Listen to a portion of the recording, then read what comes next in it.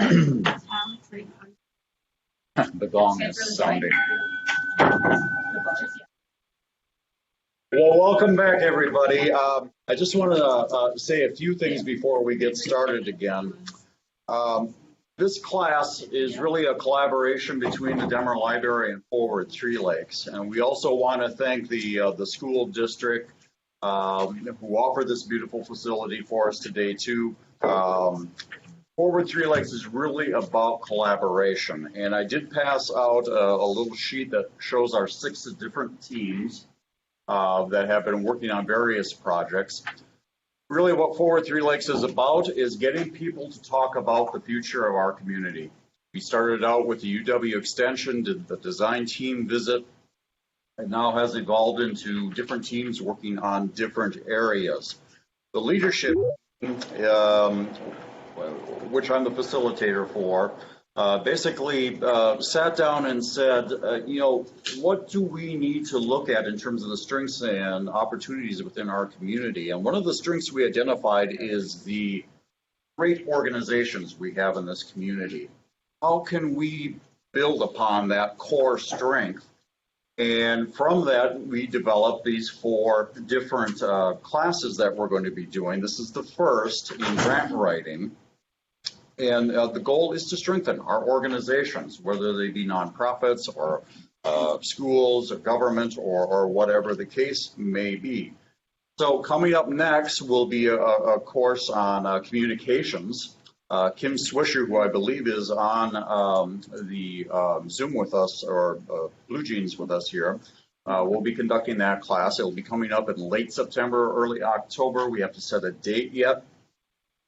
The goal of this class will be for organizations, how do you get your message out? What are the different pathways that you can do that? What are the strengths? What are the audiences that you want to reach, and how best can you do that? So it's going to be all about communications. Then we have a course in member recruitment and retention. And for you organizations that rely on members, this can be, I think, a very important one. Rob Ribby from Honey Rock is going to be conducting this. He's got some background in this type of thing.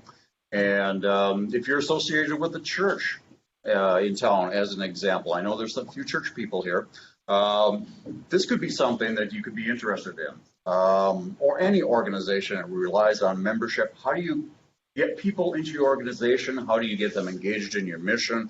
And how do you keep them there? And then lastly, and these dates have to be set yet, we're going to be doing one on nonprofit basics. And Gary Williams and I will be working on this one together. We're going to go through basically topics that we're going to have a focus group that will identify the topics, but it could cover things like governance, how to put together your bylaws, should we be a 501c3, issues like liability, how do you cover that with different policies or different insurances, your fiduciary duty as a director and financial controls. This can be a wide-ranging discussion, and it will focus on where the participants want to go with the discussion. It's going to be all about nonprofit basics. So those 3 classes are coming up. Again, we are delighted to have Rena here and providing us with this information today. So I'm going to turn it back over to you, Rena. We're going to talk about some of the benefits of being a grant writer, which we've already, obviously you're here, so you already are sort of aware of that. Goals and objectives for this course. We're going to talk about, there's really 3 primary stages, writing a competitive grant to getting it ready to submit. And we're also going to talk very briefly about some of the emotions that go along with grant writing, and maybe this workshop too by the end of the day. So the benefits of being a grant writer, it offers a lot of lifestyle freedom. Obviously, as I mentioned, I've been in if you want to do it for a profession, which I don't think any of you necessarily want to, but perhaps you will someday. It offers a lot of freedom. You can work from anywhere. It's creative. Regardless of the economy, there are always grants out there, sometimes more in bad economies, depending on who's, I know it for government grants, depending on who's in office and what their priorities are. But there always are grants. And the biggest benefit is we really make a difference, and it's so rewarding. And I wanted to be a school teacher, and somewhere along the line, I realized that wasn't something I had a gift at. And so being able to write grants allows me to still be in the schools and still benefit the kids. And I find that so rewarding to see that in action when I go visit. Matter of fact, the gym here, that was one of the grants that we wrote with this school district. Developed that, buy all that equipment and revamp the PE program. So where we're going to be at the end of this, if I've done a good job, is you will get a broad overview of where to look for grants. And I say broad overview because that could be a whole 4-hour workshop in itself, but I'm going to give you some places to look and what to look for so you can weed down those and understand how to approach different funders, and they are different depending on what kind of grant you're looking for. And we're going to understand, well, when you find a grant, you think this is a good match, what do you look for to make sure it's a good match before you go through all the trouble to submit it? And also understand where to start. Like you find a grant, what's the very first thing you do once you find one? And obviously the last thing, hopefully, we're going to learn the skills and how to write a grant.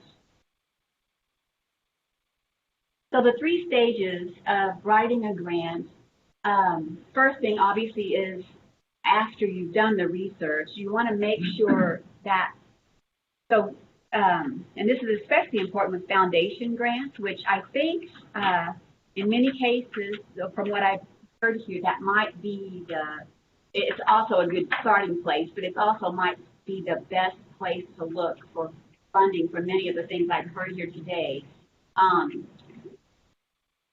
But with foundation grants, you really want to weed those down because they will say, here's what we fund, but when you look at actually what they funded, it tells a different story.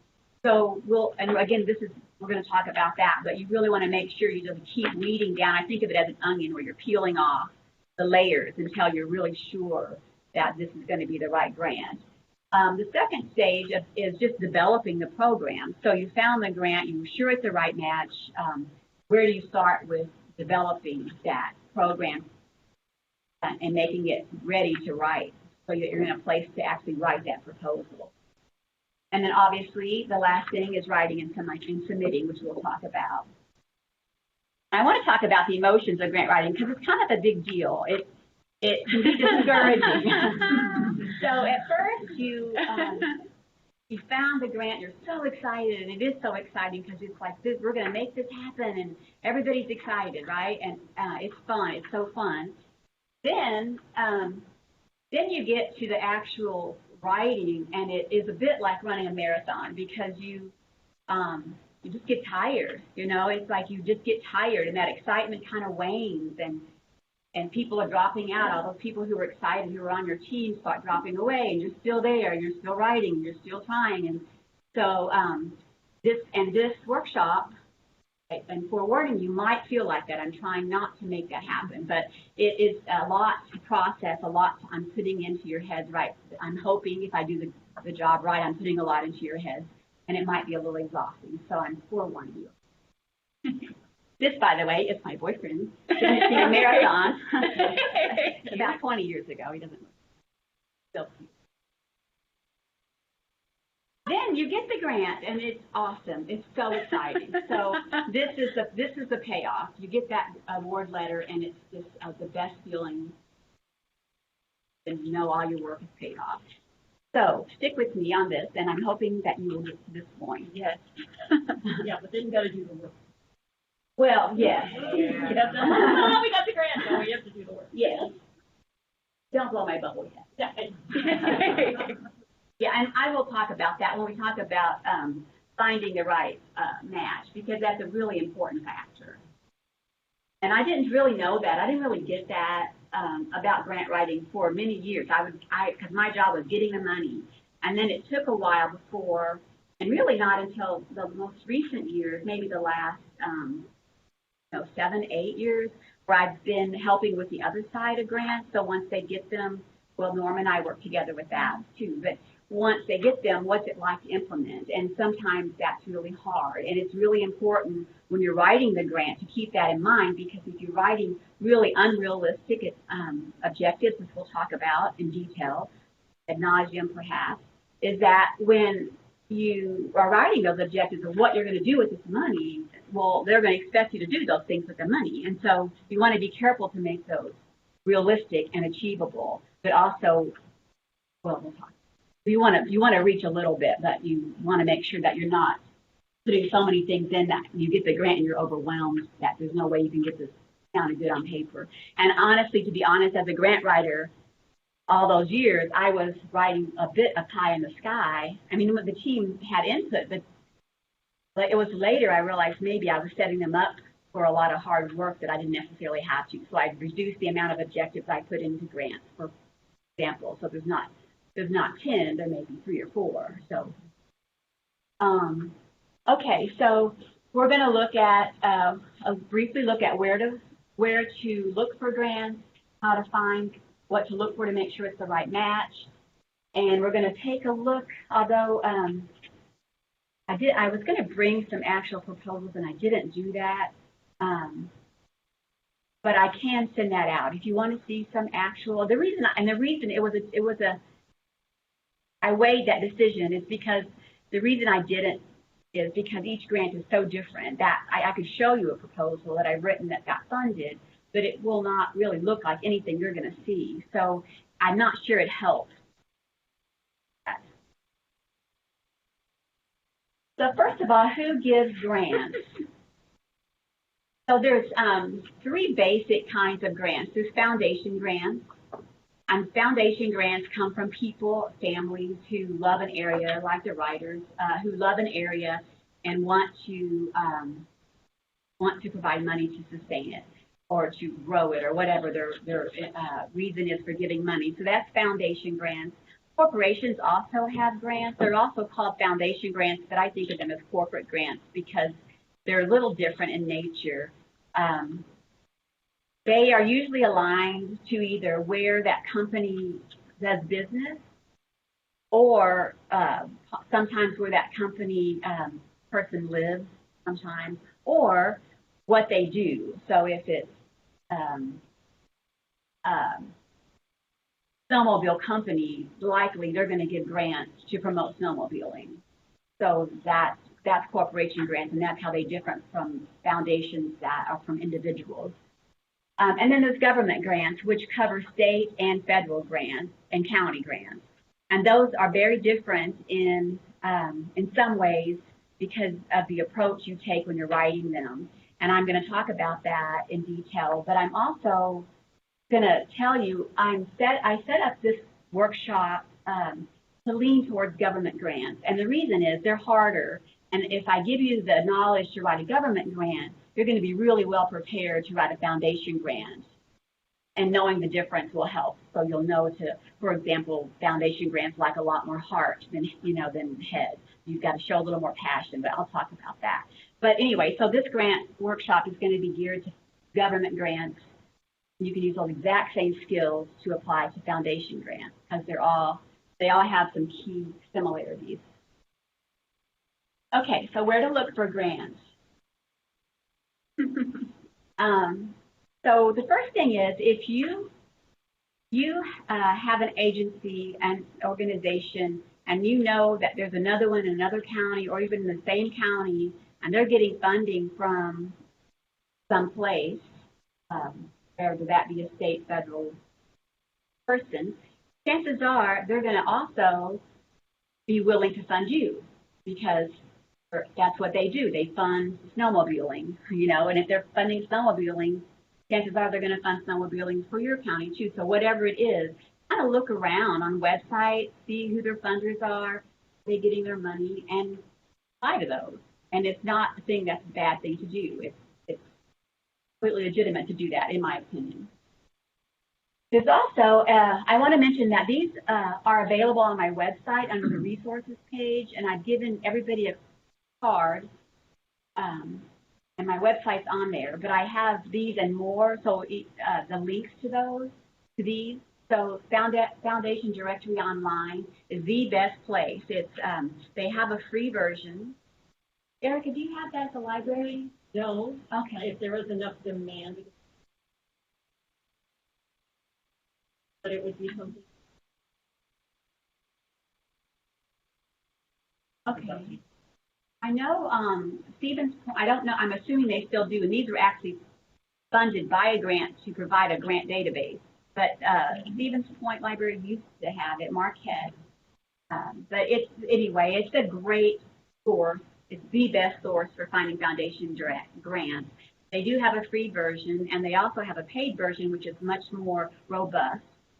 And with that, once you get into that database, you can search by all kinds of things, like by subject area, geographic area, and so you can keep narrowing down the search. Again, peeling off that onion. Are we still eligible? Are we still eligible? You can also see then who else they funded. So that will help you, again, when you're talking about foundations, you'll find some inconsistencies. And sometimes, one perfect example is the Eagle River Library grant, which was given by the Pfizer Foundation, who only gives to military things. But yet, because she loved Eagle River and wanted the library, what was that grant? How much? Big, really, really big. Yeah, because it was somebody who just loved that, wanted to give. So foundations, that's what I mean. It's like you will see some inconsistency, what they say and what they do. So through the foundation, you can see what they've actually given to, how much they've given, and know whether you're going to still be in the eligibility. You can also then, in this database, look at other grants that are similar, that fund the same kind of thing. So you can get kind of in a rabbit hole with this, but really with foundations, that's the only way to find them is dig in, because they're all over the place and they take some time. They're not as clean and precise as government grants. And you know what I'm just thinking would be a really cool idea is to start a database for, like if we're all doing research and on the same types, geographic areas, general similarities, maybe start a database so that we can pool our searching somehow. I don't know how that would be, maybe a link off the library.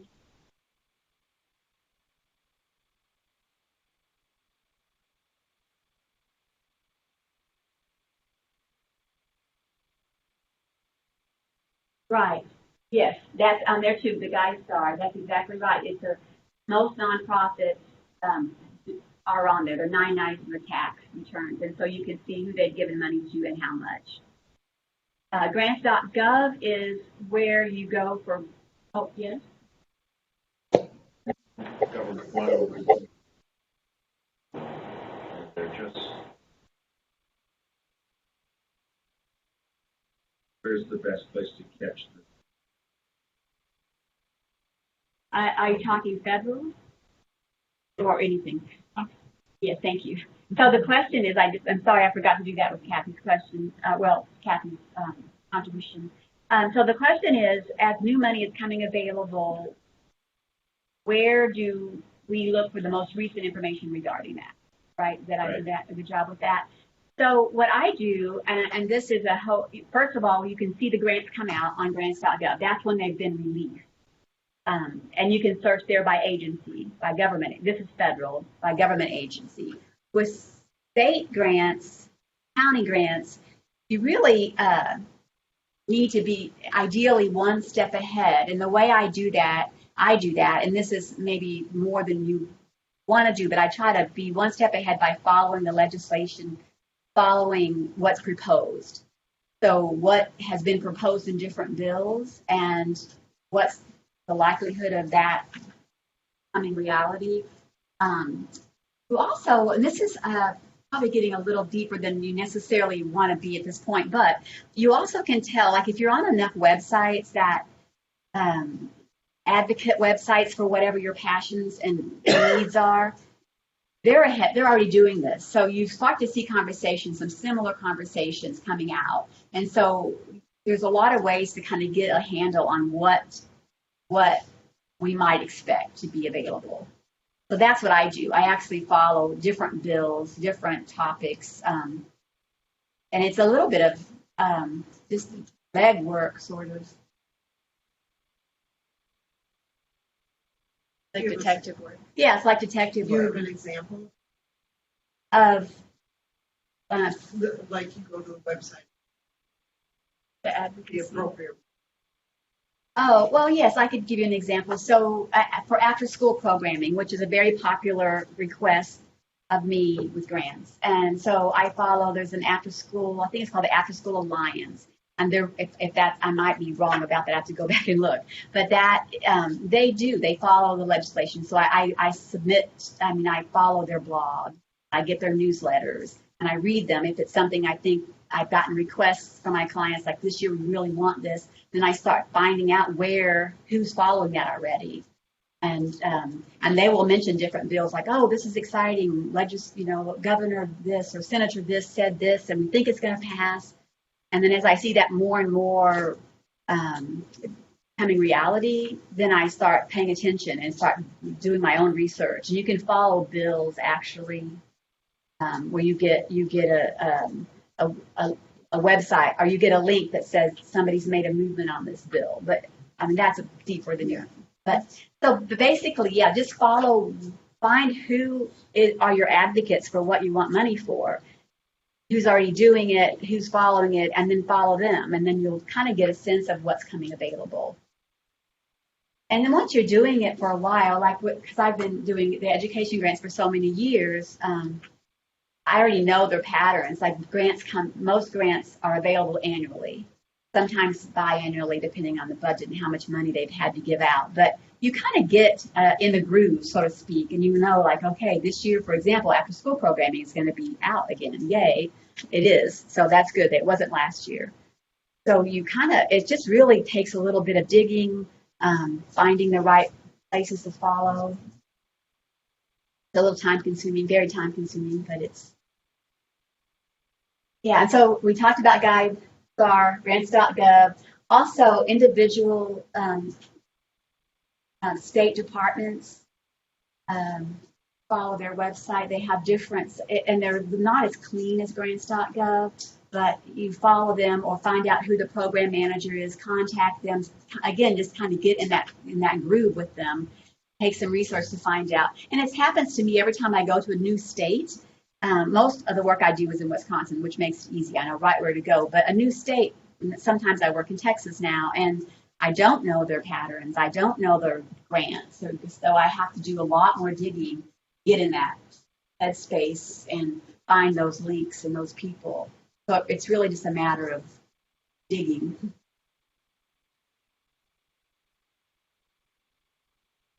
Oh, sure. So sorry. So Kathy pointed out that GuideStar, and again, there's a link to GuideStar on my website under the resources page.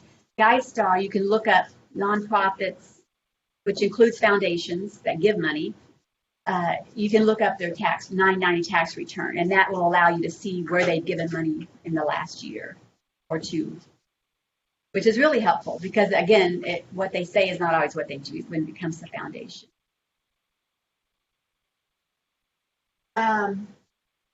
I mentioned that. We can that one. Okay, you know what? Let's take a little breather, just because this is just 5 minutes. If everybody's okay with that, just stretch and move and talk to your neighbor, whatever you'd like to do, just to give your head a little break, and then we'll come back in 5 minutes.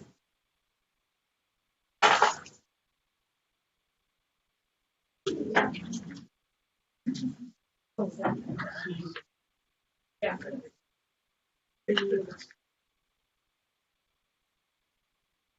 Yeah. Okay.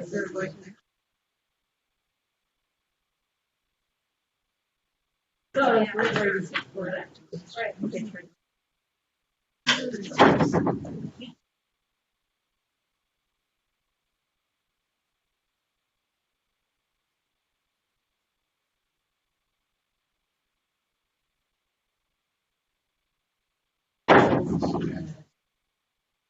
I just don't touch the floor. I do it every once in a while. Make sure they have.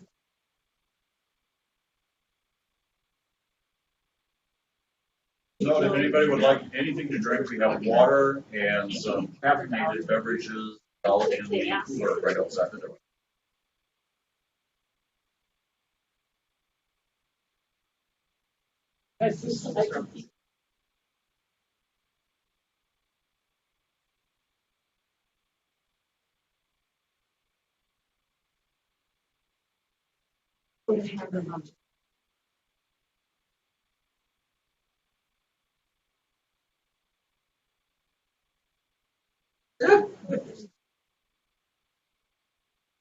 Right.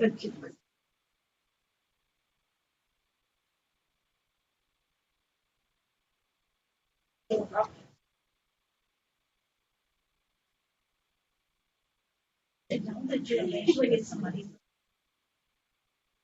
I remember the mini grant. I hope he did. Oh, I said. Okay, there was.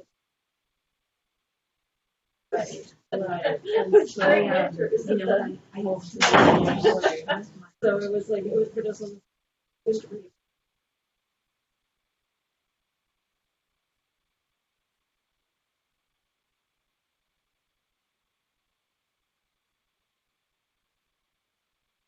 Yeah.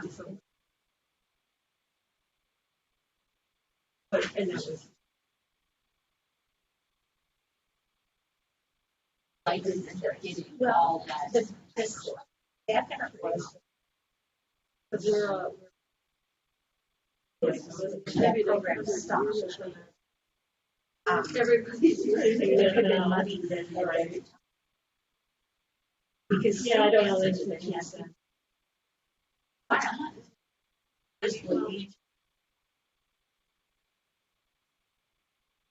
saying to them, there's in your budget that was earmarked for this.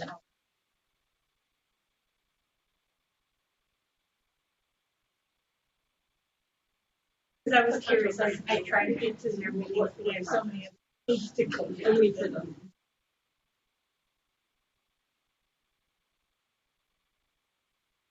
Well, and I hope that.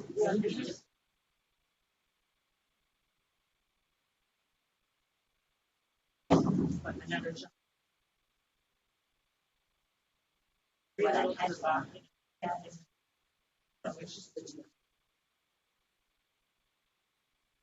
What's this land? Yeah, I'm working with town.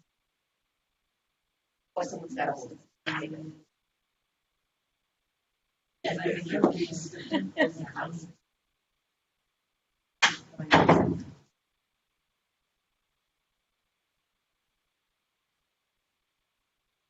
The implementation part of it. He always had faculty who were all excited about writing grants, and they wrote grants. When the grant would come, they didn't want to have to deal with it. They had to deal with the budget department and, all kinds of paperwork and everything else. And so finally they said, one faculty member said, "You just manage my grant." And so after I did that, I just kept getting asked, "We do that. We're going to get this grant. We do manage." And it's piece of it. It's a lot of work, and they don't often think about that when they apply for it. And that's the part they don't like to do. But they don't like always following rules. Or understand the importance of it. Where's the community calendar? Now, that's the last couple of years, maybe the last 5 years, I started helping with that, the management part, for that very reason. I was seeing that being a big struggle, and often the ball dropped, and then it was hard. Then one school district actually got the money pulled, the federal grant too. They got their money pulled away, and then I started realizing that the benefits to help right is so important. And I like doing it. Yeah. So many of them did not enjoy that part. And then every once in a while they say, our grants, we want to play this way, so spend the money this way. And no, that's not what the grants. Well, what if we just do it? And I said, over your budget department, you're going to catch that. And not just be this is a big pot of money. Exactly. It's a contact. It's a legal contact. Yes. And then writing the reports after, but like that. That's good. That's a really good service. You still do that? I did it for starting in geography department. And then I got recruited to go to college of education and do that. Oh, neat. And so I ended up then becoming the manager over their department. I wasn't. Yeah, that's great experience. It was a good experience. But we had one college professor in geography. We worked on that writing. Great idea, and he was very sensitive. That it was getting a good match. That's the hardest part. It's the most time consuming part. Not the hardest, but the most time consuming. Yeah.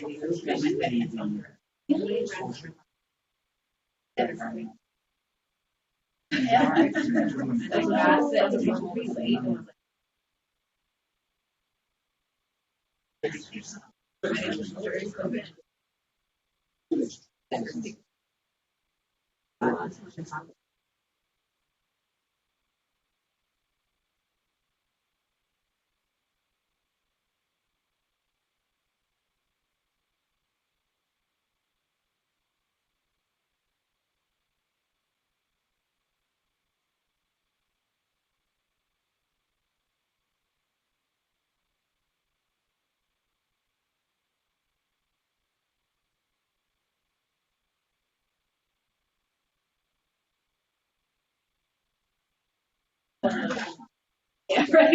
But then there's like still like.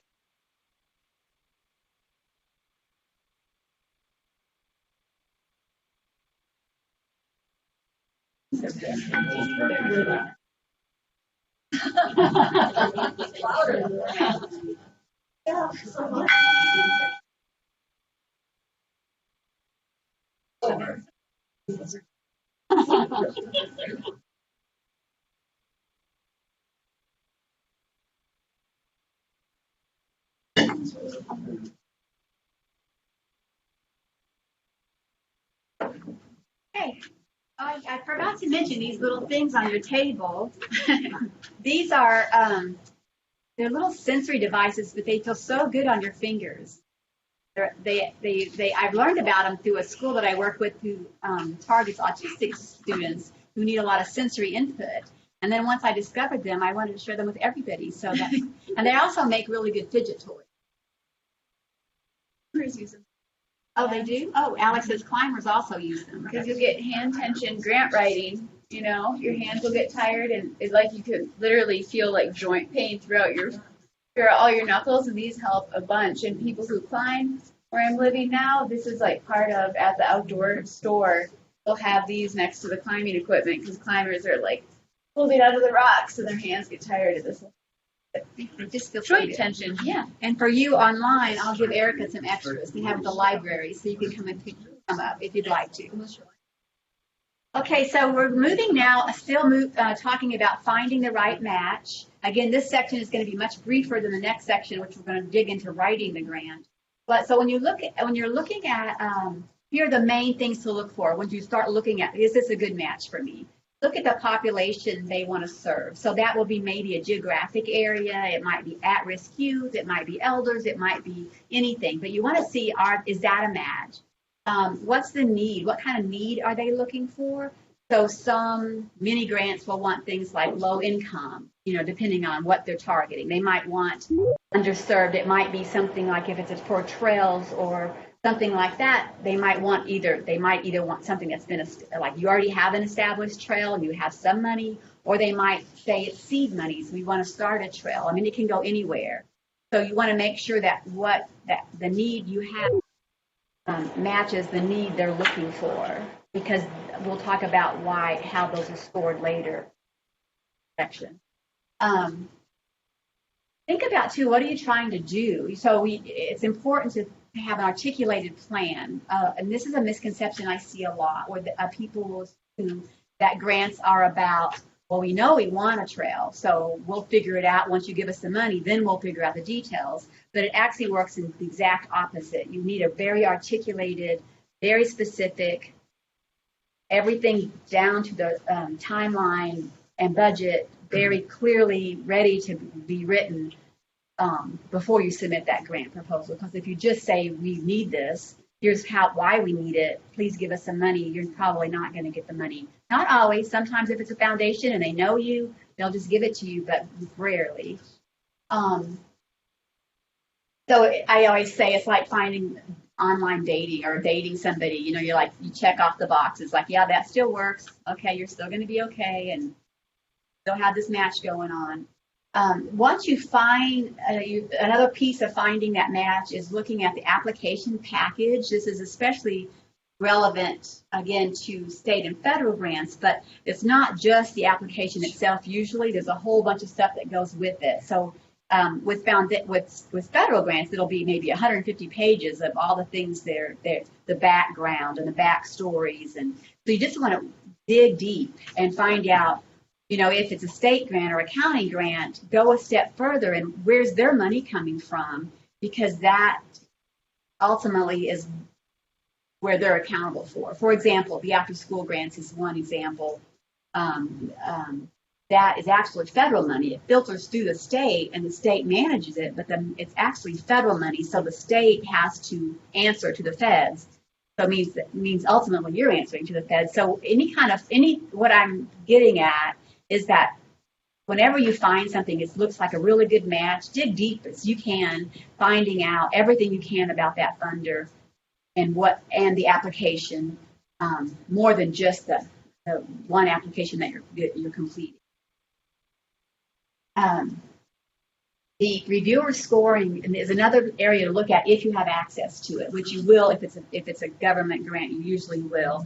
Often with foundation grants too, you'll see exactly. And scoring is very much like grading. They're looking for very specific things, and they're giving you a numerical score related to whether or not you've included that in your narrative and how well you've included it. And, you know, for example, with the needs section, what is your need? Like how needy are you and how well have you hit those marks of what they're looking for?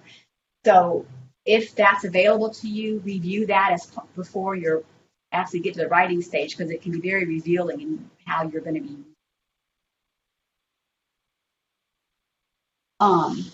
Other areas you want to look for, the focus areas, which is again can be all the things related to need, but it might be above and beyond the need. For example, they may serve youth, but they may be then one step further, be looking at youth who have come from a foster background, or there's a lot more to look at in the focus area than just the need. So again, it goes back to digging deep. Pay attention to how much money that they give out. So you don't want to be applying for too much or too little, so that's again looking at their past history of giving. What is a good range? And if it's a foundation grant and you're a brand new applicant, chances are you want to kind of start on the low range. The nice thing about foundation grants is they're a lot more relationship based. Government grants hardly at all. So with foundation grants, you really want to build that relationship with the funder, start talking to them. And the nice thing about foundation grants is often if they've given you grant money before, they will give you grant money again, sometimes for many years. So it's all about building that relationship. They're a lot more flexible. Often they will even review your proposal first before you submit it and give you feedback on it. So it all depends. Foundations are all over the board. So the main thing is connect with them, start building that relationship. Don't just submit if you can help it. And sometimes you can't. They're big, they're national. You don't always have that option. But if you can, it's really important. I think I've mentioned everything except for the accountability of the award, which Ann and I were just talking about. Kathy mentioned you want to make sure that review that before you submit or before you even start writing it or consider it, because sometimes what they're giving you will be very small, $1,000 or $2,000, $3,000. But that list of what they want for that $1,000 or $2,000 or $3,000, you're just like, forget it. What are you thinking? It's like so much work, so much time that it just doesn't make sense. So pay attention to that. And also, it's just the part that comes after that, yay, we got the grant part, is, okay, what do we have to do now? And that, depending on how much resource, how many people you have helping you, what kind of resources you have, it might make a difference in whether you decide to go for that grant. Okay, we did just take a break, so we're not going to take a break now, but I want to pause for questions at this point, because we're going to be moving into into another section now. Oh, okay. And you all have my emails, and my email is open door, so email me if you have other questions as things come up, and or as you're applying for a grant, you might have a question. I'm so happy to help. Okay, so you've gone through all the matching, you've decided this is going to be really good. What do you do now? So what I wanted to mention, especially for larger grants, but really for any grant, the development is really the biggest part, because that's where you're developing the program. Usually, sometimes it's so straightforward, but usually they don't want just to give you money. They want to know, like, what's going to happen? You know, what's the story with this money? Often grants will want something new and innovative. So if you've already, not always, again, foundations, as I keep saying, are all over the board. With government grants, they really want something new, usually. So it could be an expansion of what you're already doing. So if it's, you're already having speakers, you already have a trail, but maybe you want to expand it to another section.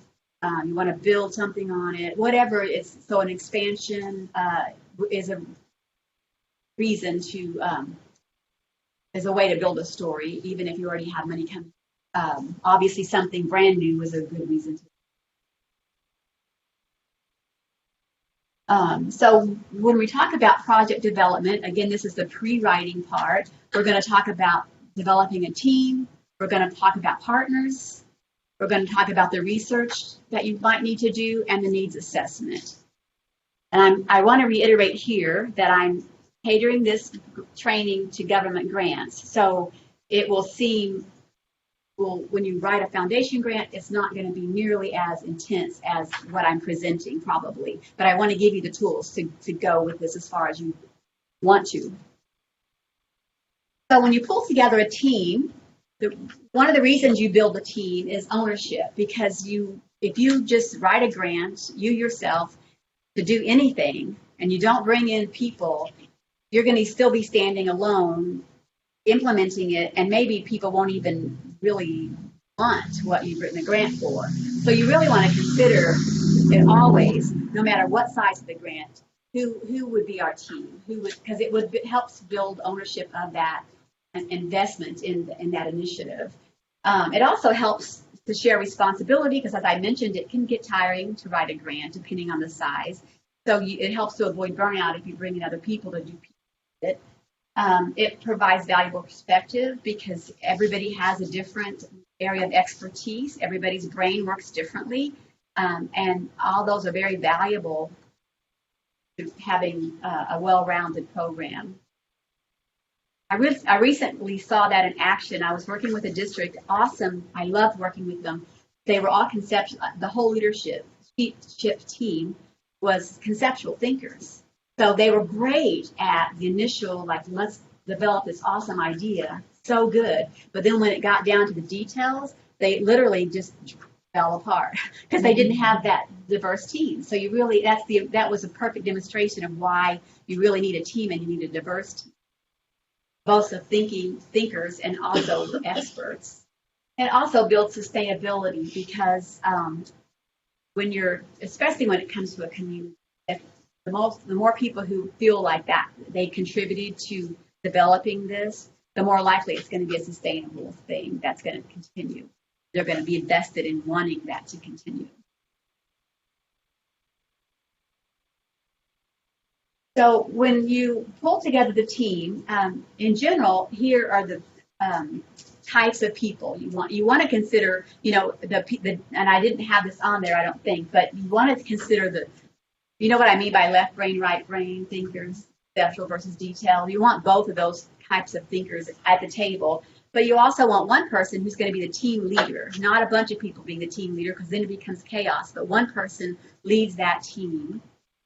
When I worked with a client, I hate that word client, I wish I could think of a better word, but when I work with a client, I ask them to, I help them decide who's going to be on the team, and then I ask them to choose one person from that team to be my liaison, because otherwise there's so much repetition, so much inefficiency, so you just have to trust me. One person should be the team leader, who is, maybe that's their only role, is just to keep things moving, make sure everything is on track. Obviously, you want a writer, you want a content specialist, who's going to be the expert in whatever you're writing, that's going to be able to give you those specific details. And again, that would be, well, okay, so I keep saying trail, but help me, you can just like bring something up and I'll change from trail. But so the trail might be an architect or whoever would do the specifications. That might be the content specialist that you would connect. And sometimes those content specialists are one-off. You might just need them for one little piece and then you're done. But you need that. You really need that. So when you think about bringing that team together, think about what specialists you're going to need. And even if their input is minimal, it's important. And the other nice thing about getting a good team is when you're writing the proposal, you can include these names and specialties as here's what our team look like, which makes is pretty powerful if you have the right people and right titles in that narrative. Someone who can proofread, because if you're writing, you're not always seeing an evaluator, if applicable. And what I mean by an evaluator is just someone who can look at it objectively or help you develop those goals and objectives if they're going to be complicated, and see that from that perspective. And we'll talk about those again in a minute.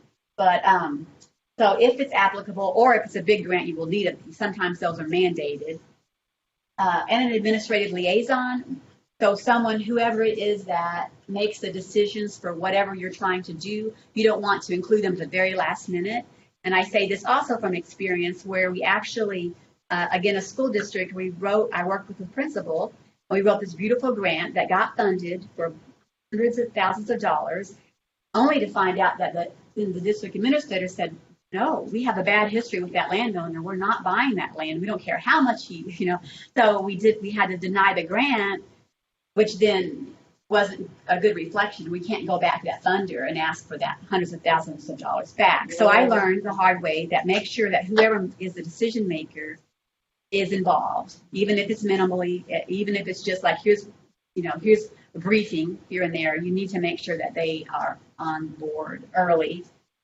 Other considerations, partners are really important. Again, not just for being able to list them in the narrative that you incorporated them, but they're also important because that's part of sustainability and also implementation. So sometimes one partner will be very good at one thing, or they can offer this. So here's an example. Rhinelander School District, we wrote an after-school program. It was the first one they ever got, but they didn't have enough staff to staff it, especially because their staff got paid more than the YMCA staff. So they partnered with the YMCA, and it was beautiful for a while. I don't know if it's still going on, but so they would, after school, they would hike the kids from the school to the YMCA, and the YMCA staff would actually do the programming, and they got paid. They were happy because it helped them with their sustainability as well. And then the parents would pick the kids up from the YMCA, and it was no cost to the parents for their kids to participate. And the parents also got a night, one night a week at the YMCA at no charge. So that's a really good example of two partners coming together, offering something that has better chance of sustainability, for one thing, but also because it made it happen where it couldn't have maybe happened without those partners. So think of both not just external partners outside of your agency, but internal. What I mean by that is, I guess it depends on how big, but sometimes you just want to partner with a different department or a different But just sort of think, and that's a really important piece. And also, most funders either require it or certainly all funders encourage it. So that's a big piece to think about before you get to the writing stage. The needs assessment. Needs assessment is really important. And I'll talk more about that in a bit, but when you gather the need, before you start writing, you kind of give some reflection on, obviously at this point you know what grant you're looking for at, and you know what they value as a need, and so you start looking around, and thinking like, what's in place?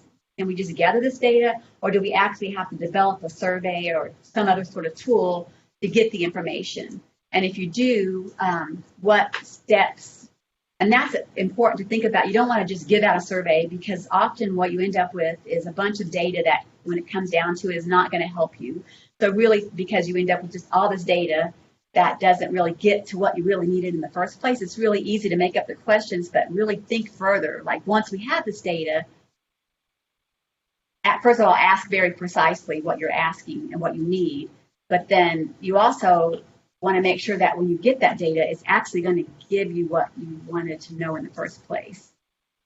And that, I know I'm being a little fuzzy there, and I wish I could think of a better example. Maybe I can later.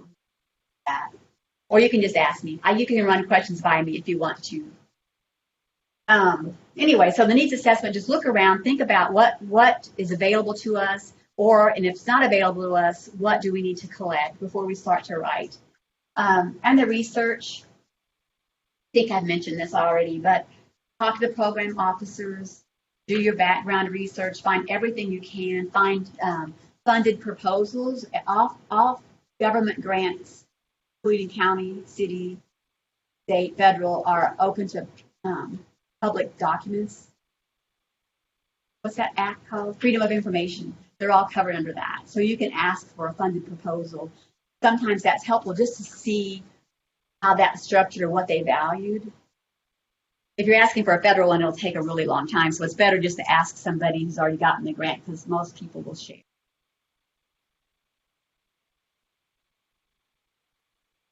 And here I wanted to pause to have some conversation. So, and this will help me too to cater my examples more specifically to us in this room. So we already talked about what we're seeking funding for, and I think we can maybe talk as a collective group, because we are from one community or very closely aligned communities. So I think we can maybe, we can try this, but when we talk about partners, who might the team members be? I don't know if maybe we can just talk about it, but who would your team members likely be, if you want to talk about that? And then I just wanted to reflect on what partners make sense. And some of the things you might want to think about is the fiscal capacity. So if you're a very small nonprofit, and you don't have any history with grants, you might not have the fiscal capacity that a funder is looking for to give you the money. So in that case, you might want to look around. For a partner who has a fiscal capacity to get the grant, and then they offer that grant back to you, or offer some funding back to you to give you, to allow what you need to happen. So sometimes this could be, you might want to go to the town. Sorry, I'm just using this as an example, but the town might make a better fiscal agent in some cases than your nonprofit, or the school district might make depending on what you're doing, might be a strong fiscal partner, or any other established nonprofit. So think about fiscal capacity. The target population, if you want to do something and another agency might have more of that target population than you do, you can partner with them. That way you're including that, you get more of that target population. This is especially relevant to needy families, needy students, things like that. Or sometimes a nonprofit organization only serves that. So if you partner with them, school districts, for example, it's really perfect. YMCA, school districts, some other agencies that just, bigger cities more than us, I think. But and the experts, like if there's a partner who has the expertise and you can align your efforts with them. One or the other of you apply for the grant, but it benefits all of you. That's the thing. You always want it to be a win-win, but you always want to think about partners. Oh, yes, sure. Okay, so Glenn Roberts asks, have you seen organizations use their board members to take the team roles you mentioned? Okay, so did everybody hear that question? Yeah. So, yes, they do, absolutely do, especially working boards. Most of the time, that is who does it. Okay. And because boards usually already have, often, I should say, most of the time maybe, already have that balance. That's why they're board members, and you've purposely sought after board members because of their expertise, because of their knowledge and their background. So often boards are the perfect grant teams. They're willing to do it. You're welcome. Thank you for. Okay, so now we're going to dig into the writing. So the things we're going to talk about are things to keep in mind when you're writing, the grant proposal components, and of course we'll practice some writing, and we're going to do that collectively as a group. Unless you want to do it differently, and we can do that. So the things to keep in mind, this sounds so obvious, but I can't tell you how often, and I also serve as a grant review at the federal level and the state level bunches of times, so I see a lot of it, is the main thing is to follow instructions, which sounds so obvious, but it isn't.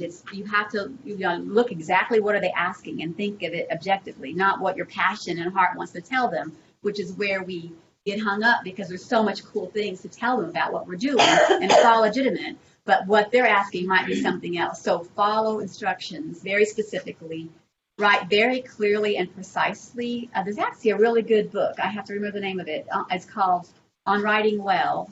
You may have heard of it. It's been around a while, but it's not a grant writing book, but it's a very good book on writing very clearly and precisely, and it's written in a really readable way. So, yeah, it's really a good book. I love it. And when I was reading it, I'd already been a grant writer for a decade, but I was like, wow, this is a perfect book for someone learning to write a grant because it just teaches you to like cut out the fluff, really. This is also something that is the most probably frequent thing of all is an assumption that because they're giving out this money, that they already know a lot of stuff about acronyms or research. You just come in assuming that if they, if it's the U.S. Department of Education, of course they're going to know what CLC means, meaning 21st Century Community Learning Center, because they give the money for that, right? But they don't. So don't assume anything. Don't assume they have any knowledge of anything. So don't use jargon or acronyms without explaining them the first time. And don't assume they have expertise. I can tell you I read grants about all kinds of things that I know nothing about. I shouldn't have probably even been the grant reviewer, but they do it. And so if they don't explain what they're talking about, I don't know what they're talking about. So that is important. Be sure that you're relying on facts and not your opinions. So if you're going to state something, anything like our area of the state is cold. You would say like it's cold because we can get up to 40 below zero, and we've done this for the average temperature in this winter is this, compared to the average, over the state, whatever, whatever it is, like what is the fact and how do you back that up? Don't just state anything. And this is where where government and foundation grants differ. I have a friend he's retired now, and he was an expert in writing foundation grants. I'm considered an expert in writing government grants, and we've all had lots of conversations about that, and he put it perfectly when he said, with foundations, you write from your heart, and with government, you write from your head. So with foundations, you can have a lot more room for your passion.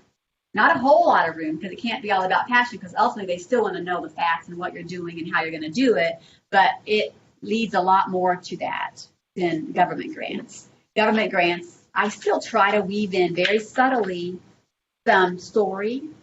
Like when I wrote the big grants for the PE equipment, which I did for lots of districts in northern Wisconsin, I did weave in the cold and these, sort of like the very subtle visual images of these poor little kids coming in this cold, and what do they do in the winter? I did it, but it very subtly.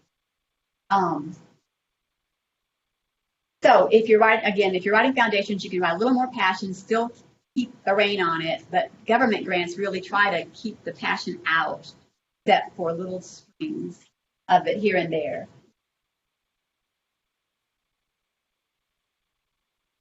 That sentence, like a Sure. sentence, is it a paragraph? Well, that's a really good question. So Alex's question is, can I give an example of what that would look like? Is it a sentence or is it a paragraph? And it's more of a weaving in the need section. And so, I'm trying to think of an example here. So if I'm writing a grant for the Community Learning Center after school program for Rhinelander, or for Three Lakes, I'll use 3 Lakes. If we were going to write one for 3 Lakes, I might point out that students can often, that there aren't resources here for students after school. We don't have a community center. The nearest YMCA is 45 minutes away. So those are facts, but it's also subtly painting a picture of those kids with nothing to do after school. And so you kind of weave that in as much as you can, so you're tugging at their heart, but in a very not obvious way. Did I do a good job of answering your question? That's great. That's perfect. The PE grants were kind of similar in that there's no gyms around here. We don't have a place to exercise. The winters are really cold. Kids don't get to play outside. They don't have the right things to do that with. And so that was how I wrote that in. And I also, like, at those grants, had a little map of the United States with a little star of where we were. So it's like really visual, like we are really far north, so those kind of things, whatever you can do.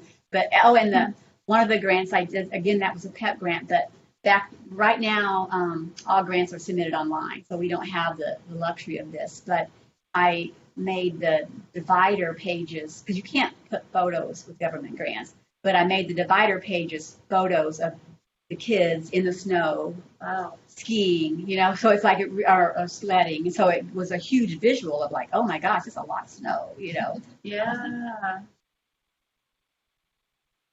Talked about the learning styles. This goes the same when you're talking about grant reviewers who are reading your grant. So some people are very tactical. So if you have a choice of nice paper, use it. It's important because it might be very subliminal, but if they're touching nice paper, it's going to be a pleasant experience, and you want to give them every pleasant experience possible when they're reading your dry grant, because they are dry.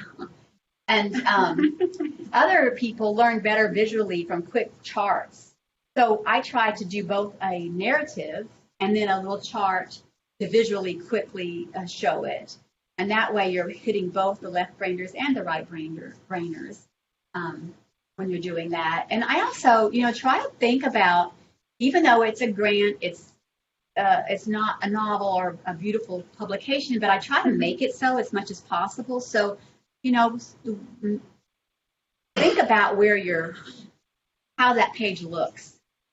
Don't make it all the same if you can help it. You can't always, but if you can add a little color or a little chart or a little anything, not too much. Again, it has to be super subtle, but try to make it visually appealing to people who are looking at that page.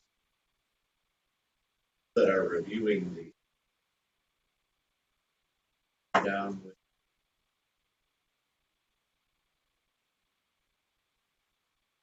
that's the case, then I might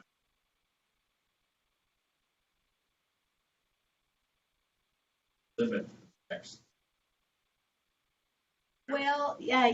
So the first question is, I've only reviewed federal and state, so I don't honestly know how foundations are. Did you have a question? I just want to make sure you repeat it for folks. I'm sorry. Thank you, Alex. So the question is, do grant reviewers sit down with a big stack of grant proposals? And if so, and have to do them all at once? And if so, would it be better to just do graphs and bullet points? So my response is yes and no. You kind of want to do both because you're right, they do. And then to go back to where I was, I've only reviewed federal and state. I haven't reviewed foundations, so I'm not really sure, to be honest, how those are reviewed. I can only assume they're the same, maybe with a little less intensity. But with the federal, they will send you a stack, and then you have a very finite time to review that stack. And most of us have other work at the same time in lives. So you're reading through so fast. And so and I think I am going to cover this later, but so you want to make that reviewer's job as easy as possible to find, because they're reviewing it next to this criteria. But you don't want to leave out your story either, because if you just use tables and bullets, you'd be missing some opportunity to really tell that story fully. You know what I mean? Yeah. So yes, you're right on track with that, but also the narrative. And that way the reviewers who really want to do it fast can just look at the tables and then bullets. Oh, let me make sure I covered everything there. Whoops. Okay, so we just talked about the review process. And the other thing I want to mention is each section should clearly link to another, because what you're doing is you're telling a story from the needs section all the way to the end of your budget and even the attachments. So if you say something is a need, don't forget to address that need in your program design.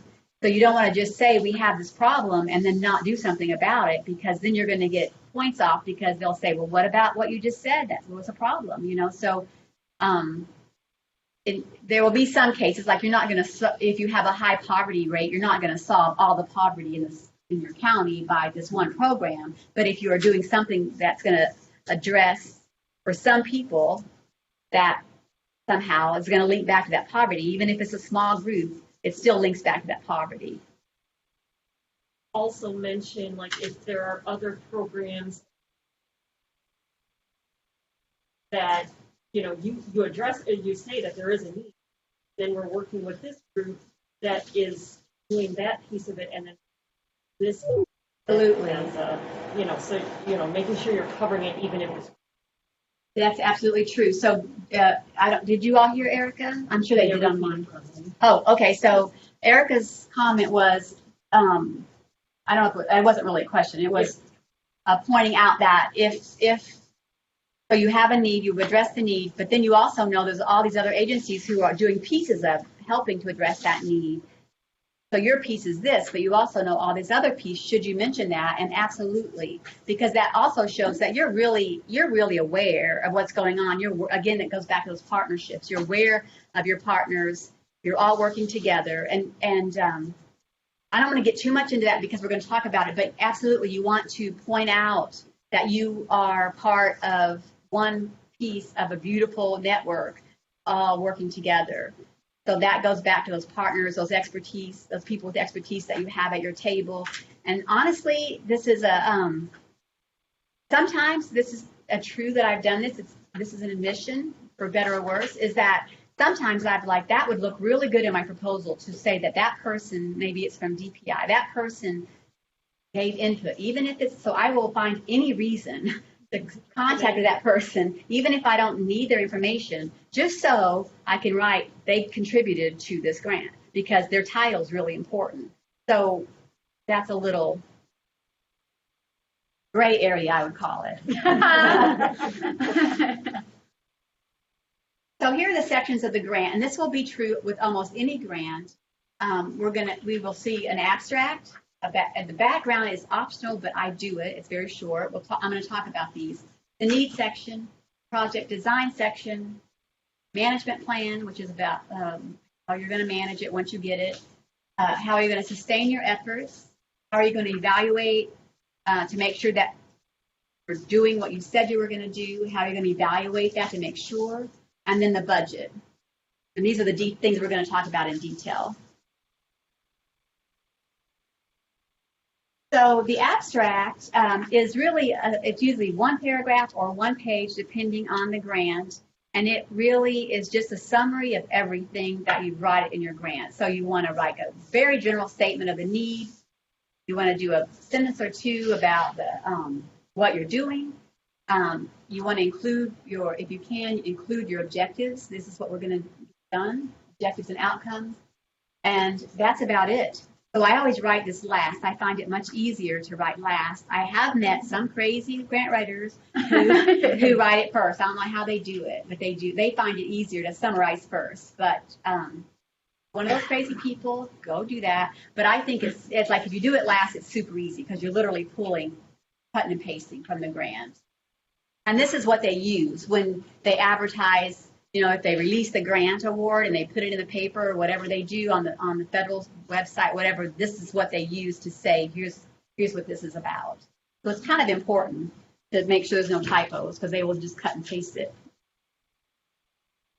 Okay, so the background is really, this is a bit of that painting the story I talked about. It's not required, almost hardly ever, but it's important, and it shouldn't be, even with a federal grant, it shouldn't be more than a couple sentences. But it's your opportunity to give them a little, get them settle in a little bit into your grant. So it might be, here's where we're located, it's very touristy. I mean, it could be anything that you think would be relevant.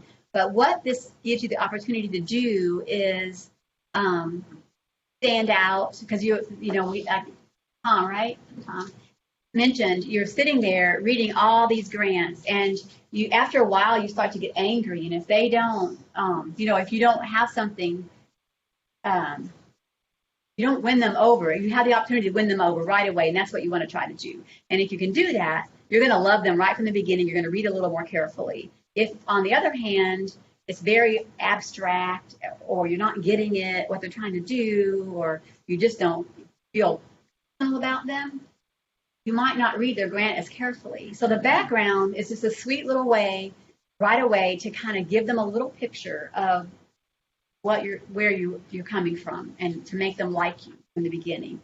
So here are some of the things that it could be. It might be, we are serving population, the need, might be the climate. It could be it could be so many things, but just a little snippet. And we can talk about that more if you need to. The need section. So, as I mentioned, each section has scoring rubrics that go with it, just like scoring a grade paper. The need section is usually the least of the points, but in my opinion, it's the most important section, or at least one of the most important sections, because this is where the reviewer decides right away if they like you or not.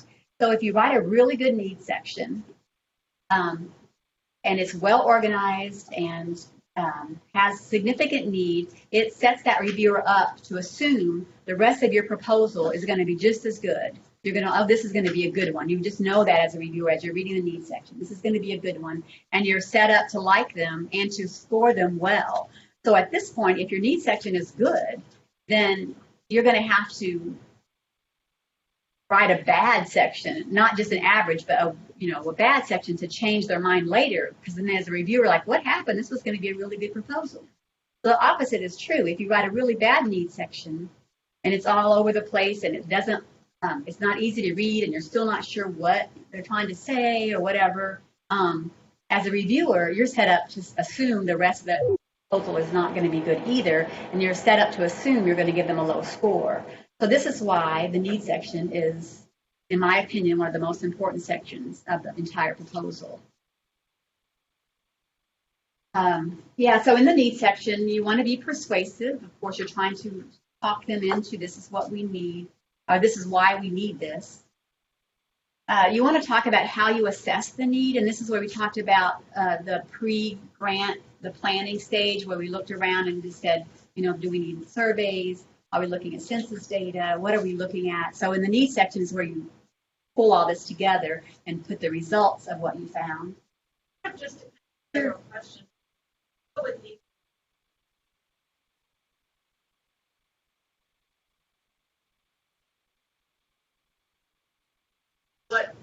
what do you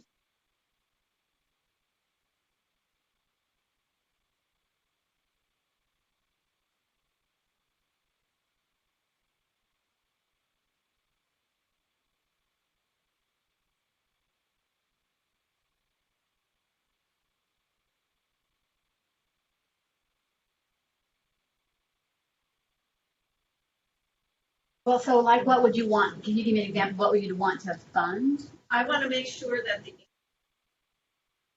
But I mean, what will you be writing a grant for? Like, give me one example. Like, what would you be writing a grant to accomplish?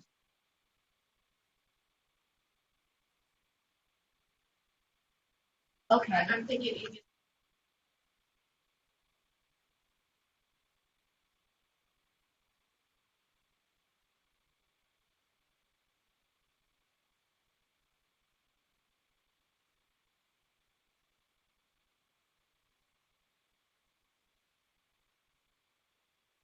So Kathy's question for those online is that how do you, when you live in a tourist area where everything's affected by tourists, how do you get an accurate, I hope I get this right, if not, let me know, how do you get an accurate data on the need, because the census data is skewed because of the seasonal.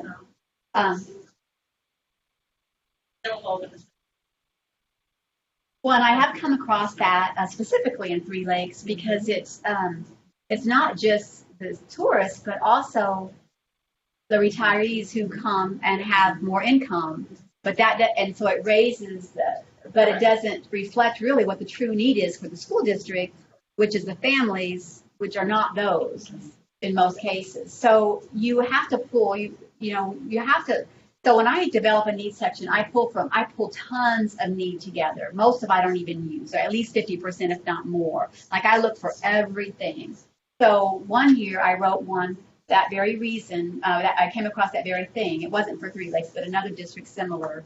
And I pulled DWD for that case. I found DWD actually tracks income levels by month. So I used that, and the reviewers really liked that. And they said, oh, because then I said, this is the problem. So I turned it around so it became a problem rather than we have all this money. It became like, yeah, here's the problem. We have this change, like two different graphics. And so the families aren't getting what they need because of this, because we show, so there's what you need. It's always there. It's just a matter of how, some are super easy because everything's right there and it's a clear need. Sometimes you have to dig super deep, but there's always need. It's again, a lot of legwork sometimes, but so when you're developing your needs section, look at everything you can. And if it's not obvious, dig deeper. And then you use what makes you, in my world, everything's backwards. So you use until you find something good, which is something bad, right? So sometimes it's like, oh wow, we have a huge population of teenage pregnancy. Yes, I can use that.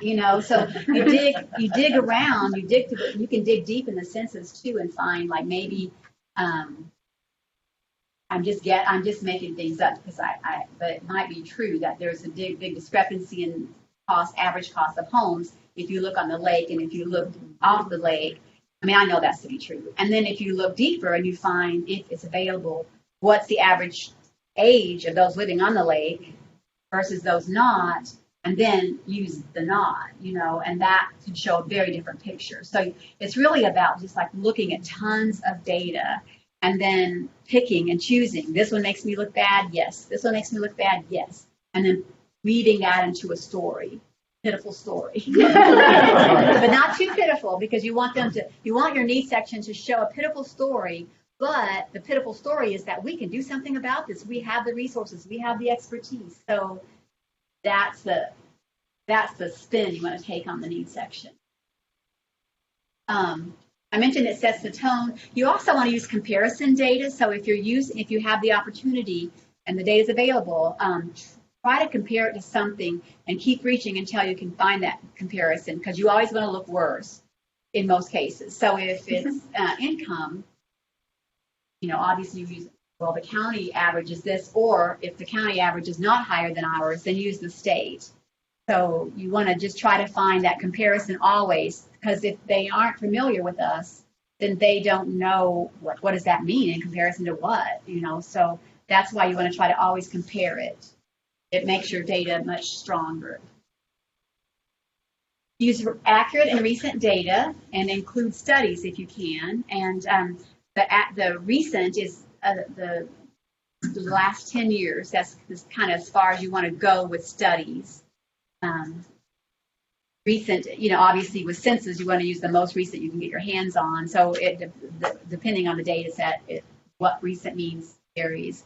And with studies, again, this is a gray area. Also, I look around, like maybe if I were to be a researcher and was really trying to find the true answer, I would review all these studies and pick, like, here's what all the studies seem to be saying. But that's not what I do. I read all these studies, and this one backs up what I need. So that's the study I'm choosing to use. And I just pull synopsis out of it. I usually just skim down into the conclusion. And if it's a reputable study, obviously it's got to be a reputable study to start with, then just pull what benefits you out of it.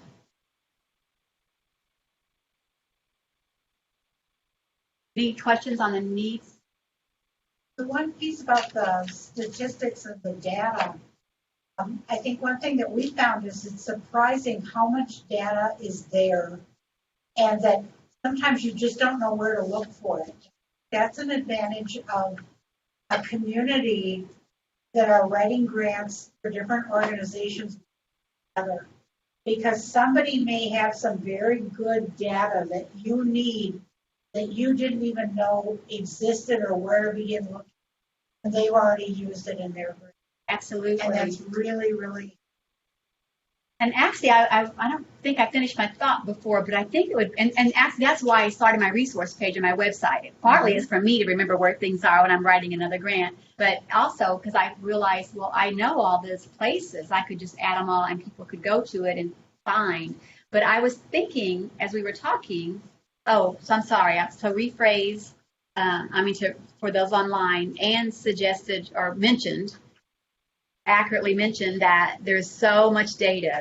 There's so much data, and what else did I miss? That you just have to find it, and that I feel like I missed part of what you said when I'm paraphrasing. Well, and sharing data. Oh, yes. Sharing data that other people have used that may be helpful in your grant. Absolutely. You didn't even realize was there. Right. So, and great idea. And mention that we could share, if we're all doing the same research, we could share that because we might not even know it's there, but somebody else might have found it. You could even write a grant. There you go. Yeah. I think that's an excellent idea.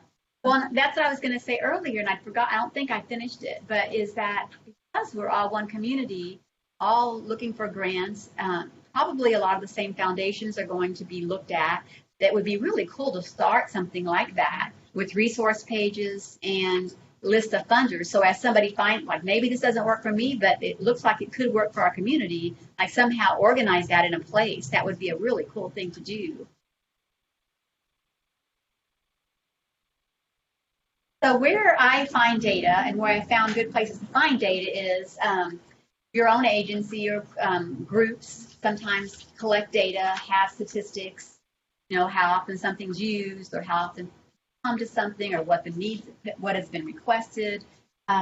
Partners often have data that you don't have. Obviously the internet, census, all kinds of industry surveys, depending on what you're writing the grant for, that can help you. State and federal agencies often have their own databases stating all kinds of statistics and research and findings.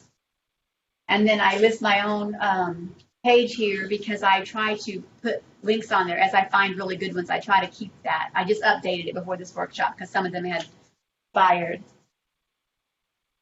But you could, again, keep your own, find your own. DWD is a good place. I don't have that on mine because I try to be a little more general than one state, but DWD has some really good data for sorry, thank you, Alex. As I talk about, don't use acronyms. The Wisconsin Department of Workforce Development. They track all kinds of stuff that you wouldn't think they would track, but they do. That can be. Turn it back over to you, Rena. So I had a few thoughts going back to the needs section before we leave it completely. Well, we're going to do a little exercise before we leave it completely, but some conversations is why I'm talking about these, and also just some thoughts. So one is, I want to just briefly mention the difference between fund development and grant writing, because they're obviously sisters, but fund development is really a different field, but it's a very complementary field. So some things will be better served by raising money through fund development, which is, going person to person, like identifying the right people and then asking for money, building those relationships, running events, campaigns, things like that, where people just give you money. There's no strings. They just give you money because here's a good cause and we want this. Like the Aquatic Center, for example, there are exceptions, but if you want to build something, a building, an aquatic center, things that where it's bricks and mortar, sometimes it's better served through fund development, sometimes, because sometimes it can be hard to find money to build things. There are exceptions, obviously. So you will find some, if you're looking for foundation money, the other thing about foundations is they're often smaller amounts of money, $10,000 or less in general. So if you want to do something quick and easy, often that's foundation is the best place to go. There's a lot less strings. It's usually repetitive, money that they'll give you every year. You build relationships with them. Government grants are not that way. There are some that they will give you every year, but usually they get you enough money to set you up, and then they're done. 3 to 5 years is often what it will run. So I just wanted to briefly mention that, but they work great together because sometimes you can you can do some fund development, whatever you want that to look like, and then use that money to do matching with the grant. And it also works because it's also nice because if you've done that, the other part of fund development is it raises awareness for the cause, for the need. We get some more people invested into it. So I just wanted to briefly, articulate that they're different.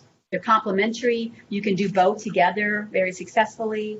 And I also want to briefly mention, because I didn't, this is point number 2, is when you're looking to build something and you want government money, one place to look is U.S.A. They will sometimes build things. Sometimes they want it tied, most of the time they want it tied to economic development of some sort. But they actually target rural areas. There's actually money that they do their grants a little different. You can actually do this little formula that they give you ahead of time, very specific points to see if you're even in the ballpark of getting the grant. So that's kind of a nice thing. You can look, and they have rural areas, rural offices, even though it's federal money.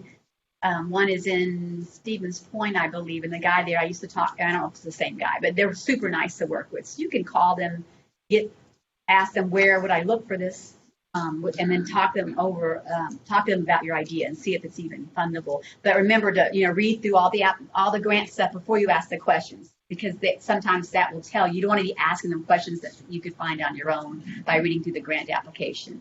So the first question might be, we're looking for a grant to build something. Is there anything like that? Or you can find do the research yourself, and then read through what he points you to, he or she, it used to be he, and then call with any follow-up questions. So those are the 2 things I wanted to mention. I also, Jackie pointed out, I didn't even know about this, that DOA.wi.gov is where they list all the American Rescue Plan Act money. So Tom was asking about that. I didn't know about this resource. So there's a newsletter sign up that's like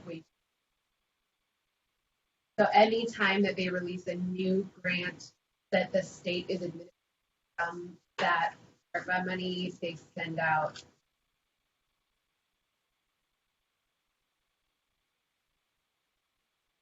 but it's anything from that federal money that is look up the Badger Fund. So I'm good. This is diverting from my PowerPoint. By the way, someone also pointed out that I didn't tell you that the handout is the PowerPoint. Sorry about that. So if you haven't figured that out, one of the handouts is the PowerPoint. So you have those notes. But I'm diverting for a second from that because I wanted to so I have an exercise for us that's abstract and kind of fun, I hope. But we talked about the Aquatic Center on break. And so I wanted to use that as a super quick example of what would we do. We want an aquatic center.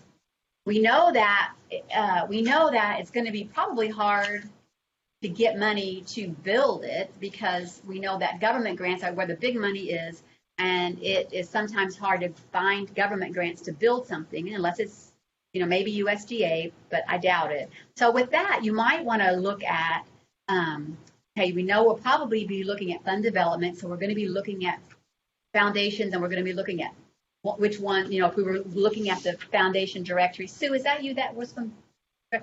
So if you're looking at the foundation directory, you're going to query by amount, probably amount and geographic area, and maybe also subject, but probably just amount and geographic area initially, because the subject might be like fitness, might be swimming, it might be community building. It could be a lot of different things. So in that case, I would, because you can query a lot of different ways in that directory, I'd query by money first and geographic area, and just start playing around and see what pops up. And you might query further by rural, just kind of start getting that list, and then you can narrow it down from there, because you're going to need some pretty big money to build something that big. So that's how you would, and you would mention building too, right, Tim? So, but then fund development would come in also, because people want this aquatic center. And you're going to wonder, like, well, who's going to want it? Would it be the summer people? Probably not necessarily, maybe. Although I know you're a swimmer.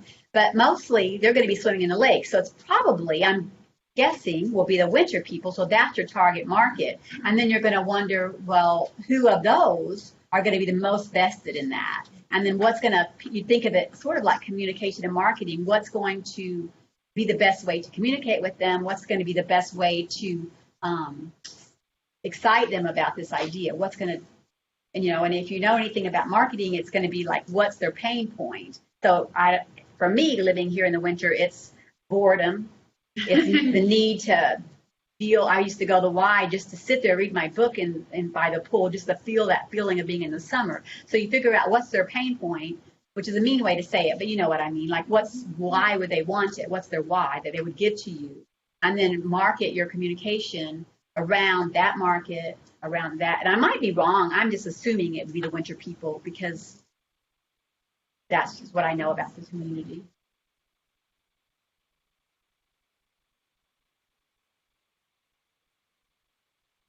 Okay.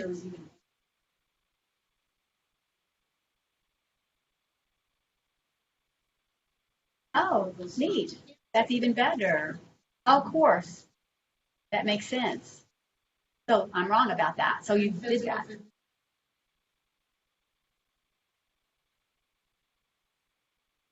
Right. And so then I'm thinking, well, I'm just brainstorming, but who would would maybe some of the summer camps use it? I'm just, making things up, but who would use it? And then if rehab. Oh, right, rehab, which is great, because that would link to federal funding. Because if you applied and you were partners with them, maybe they would be the applicant, possibly, but that's medical, that's healthcare, that's a whole different story. So that's what I mean about looking around, thinking outside just what you're, looking at partners, and what you've done, obviously already done. And then, physical therapy, that's a whole different set of funding. Yeah. And sometimes you bring your funding together. If some person can apply for this grant better and more eligible, and the hospital would be willing to apply for physical therapy grant, and then you can do programming around that too. You could apply for, there are lots of grants for like teaching kids to swim, but not building a pool. So that's what I mean. You just kind of think about all the pieces like a puzzle, and look at your community, our community as a whole, and figure out. That's kind of what Erica was saying too earlier about the different pieces. So I just wanted to kind of bring it in a little closer. So with that, we're going to write a needs section of something. And I chose this because it's silly, for one thing, it's fun, but also because everybody here is here for a different reason, even though it's all to benefit our communities. It's and often the workshops are even more diverse. So what we're going to do is we're going to work our grant around this Meridian Polka Band. So we're going to note to myself that we're moving to this now. Do you want to do this? Or sure. I can do it if you don't want to. So what we're going to do is we're going to And the reason I'm doing this also so abstractly is to show you that grants are very similar in what they're going to, all those components are going to be similar. Whether you're writing a grant for a polka band, for aquatic center, or programming in schools, whatever it is, they're going to have the same components. So that's why I'm showing you, because of this silly thing, is we're going to be able to do it. So we're going to just practice the needs section first, and then we're going to build on that. So here's the here's what we know. We want we've decided that the residents of Three Lakes are feeling depressed, and they could really benefit from a polka band to cheer them up, especially during the cold winter months. So starting with the background, we talked about this briefly, but we know that we want a couple sentences. We're going to talk about some of these things, perhaps. What would we maybe write in our background to get this polka band? So let's just say it doesn't matter who we're applying for, but let's just say we're applying to a foundation that gets pretty decent money, let's say $20,000 a year. That's who we're applying to. That's our funder. So we know we don't have to go quite as intense as a federal grant, which would be like 5 pages of need. We're just going to pretend and go just for a little few sentences. So what would we be able to say?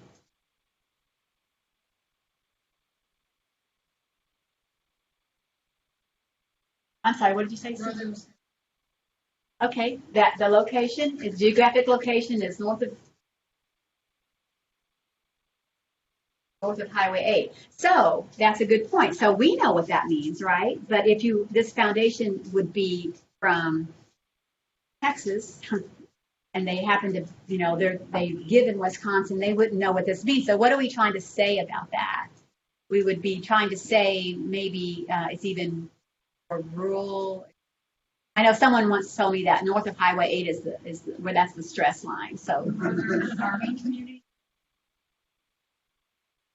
right? Northern. So we're northern. What'd you say? Frozen tundra. There you go. Exactly. So see how we're starting to paint that picture. We're just in that little. We could change these into a sentence or two, but we're starting to paint a little picture in those reviewers' minds already. We're considered, we can explain what we mean by the north, and that's a funny little thing. That would be a fun thing to include. But it also tells a story, and it also the northern tundra, that we're in the north, that we're rural. So they're already getting this visual image, and we're setting them up. They know us now a little bit, and maybe we talk about our population. 2,500. That's still what it is in the winter, and then say that. I'm sorry, I couldn't hear you. 2,500 that's what it used to be in the winter, and then 3,000 in the winter. And then we talk about the summer population increasing by 10,000. 10,000. So then that tells a story too, right? Like, wow, what a difference that is. And so that immediately within just those couple sentences, we're not getting deep yet, but we're showing them really quickly and succinctly what it's like here. And if we had other things, we could include it. If it was relevant, and if it tells our story, which this would. We also could, we don't need to, but I'm just mentioning it. We could talk about the demographics, maybe talking about the, maybe we would want in this case, because if we're doing a polka band, maybe that appeals more to the more elder population. So we know that we have a lot of retirees here. So what's the median population here compared to the rest of the county or the rest of the state? So that also tells a quick story. And then, yeah, there you go. Exactly. So no wonder we're depressed and need polka, right? And so we're telling that story. And then we would follow it. We'd follow this really snippet, little background with deep dive into need. And so, again, revisiting that, we want to be persuasive. We want to show how we've assessed the need. And when we talk about assessing the need, what you want is a combination of quantitative and qualitative data. So quantitative is hard numbers, like, demographics, enrollment, things that are like unquestionably the census data. This is what we know. And then qualitative data is things like surveys, opinions that we gather in a way that is valid and reliable, but that's the difference. So you kind of want to try to get a little bit of both, but maybe if you can lean more quantitatively, unless you have some super good qualitative data, Like if the university has done something, that puts a whole nother layer of that puts a whole nother layer of respectability. You know, it's not just us collecting it. The university has had researchers and they've collected this qualitative data, and here's what we know. If we're doing it, we want it, but we want to do it as a little smaller amount. And as I mentioned, it sets the tone. So let's just play a little bit, and we're making things up here, but what would we might have in our needs section related to bringing this polka band, address depression and darkness, and knowing that we have an older population. For health, for movement. There you go, movement, perfect. It doesn't matter. So we would do movement. Instead of just dark arts. Oh, right. So how would we, so that would be what that, so that would be what we need, and how would we know that we need that? So we would say, like, we would know somehow that they're not moving. Right. Yeah.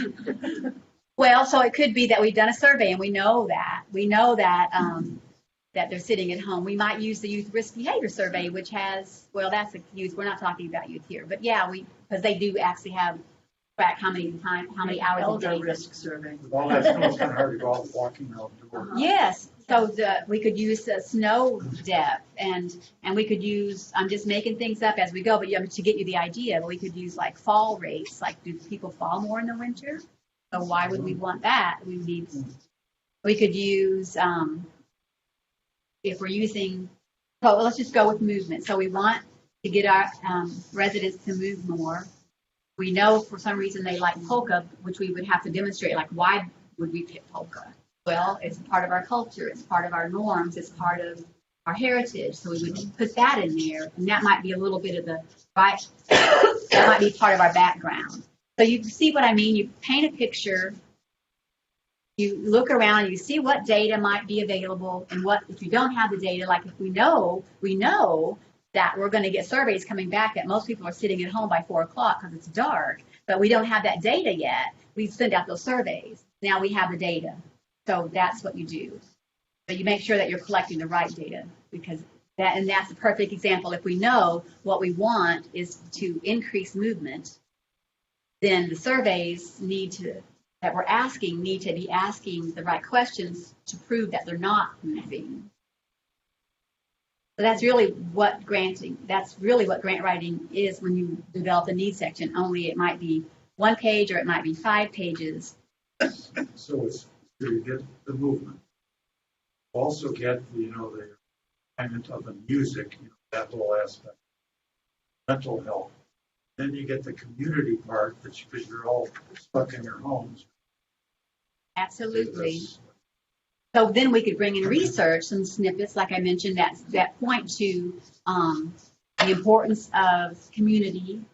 And if we know we're sitting home alone, because we've done those surveys, we're not getting that community. So we need to increase community, because research has said, which I know that's out there, research has said if you're lonely, you're depressed. So that's one solid piece of data right there.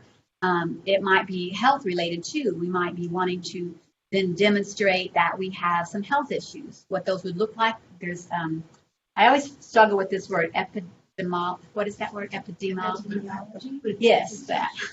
The university tracks that by county, which I should make a note to put that on my website. They track that by county, so we can look and see, like, oh, a lot of people here smoke, a lot of people here may be obese, a lot of people here maybe have heart rate, so heart issues. We would know that because we found the data, and we would include that. Thus, movement makes sense. So that's really what it could be anything at all that you want to write a grant about. You look deep and long, look broad and deep, and then pull in research. So we might also find research that, you mentioned movement, community, seasonal depression, right? So all those little snippets of research we could add, then suddenly what seemed like a really silly idea is very valid. It belongs to our culture. It's going to increase movement. Place to do it.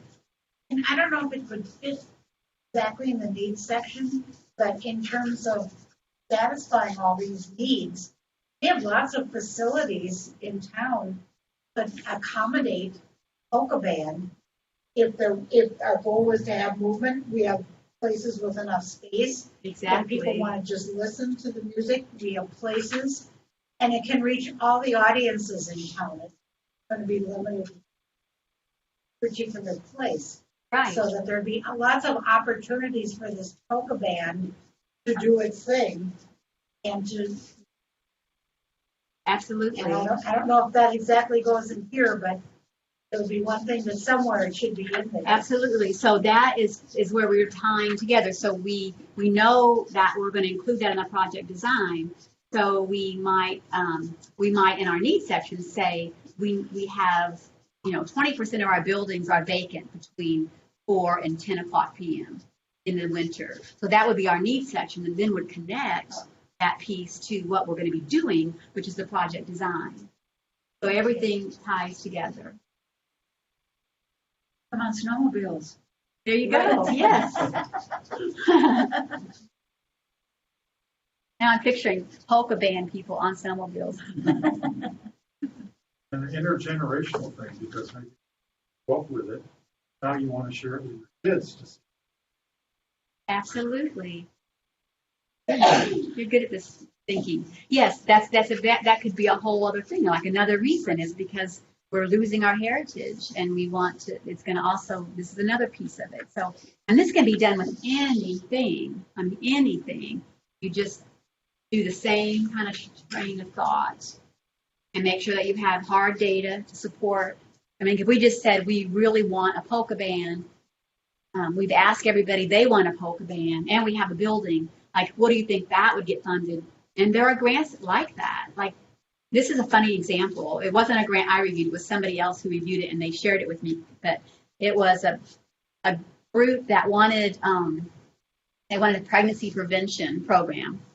And the whole needs section was something about the morals of our youth are terrible, and we want to clean up our streets. That was the entire needs section. Don't do that. And it got funnier even after.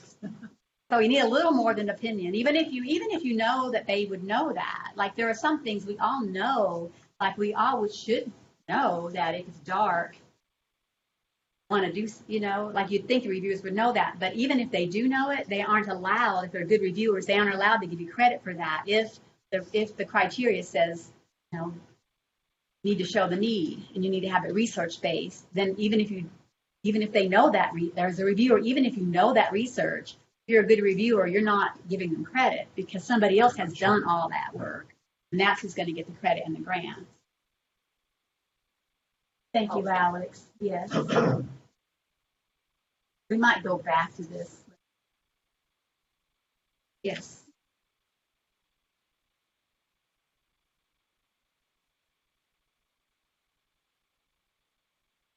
Okay, so now let's just say we've really set up a good needs section, which we actually really have. I mean, I think I could get a grant for polka band based on what we just talked about. I really do. So the project design section, it describes the program and activities in detail. It's going to look very different by each grant. Some are really intense and really specific, and some, obviously if it's a 5-page grant, it's going to look very different than a 25-page grant. But this is really the meat, this is where everything is laid out. So the needs section just sets you up for this section. It is where the applicant can show what they know, explain what they'll be implementing, why it's the best for implementing it, why that's the best program for implementing based on your needs section. The partner roles, it might include timelines. Sometimes this section includes goals and objectives. Sometimes it's a separate section staying there. So basically,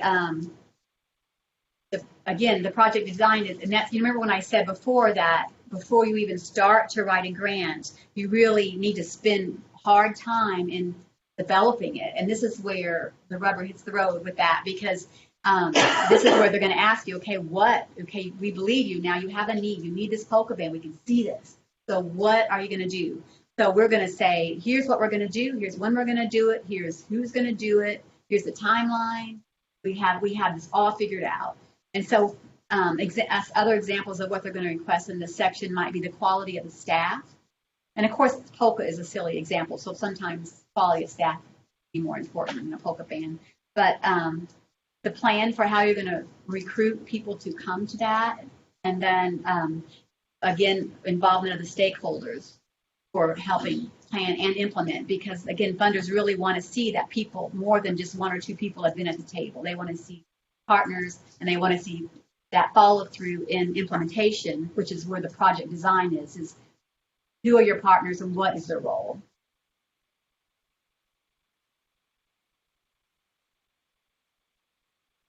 Really what the project design section is intended to do is show your competencies. Are you the best fit to implement this program? Why should we give the money to you?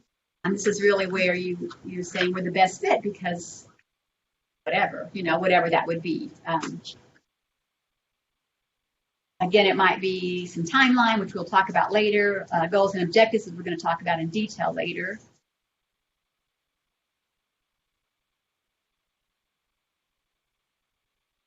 As we talked about some ways, we talked about this a little bit. I briefly mentioned it, but in the project design section, so I'm going to again go back to the polka band. So let's just say we are going to have polka band how often? I think once a week. We're going to have polka band once a week, so that's our timeline. We are we talked about this before, but we talked about why polka, why the need for it. So this is where we bring in a little more research.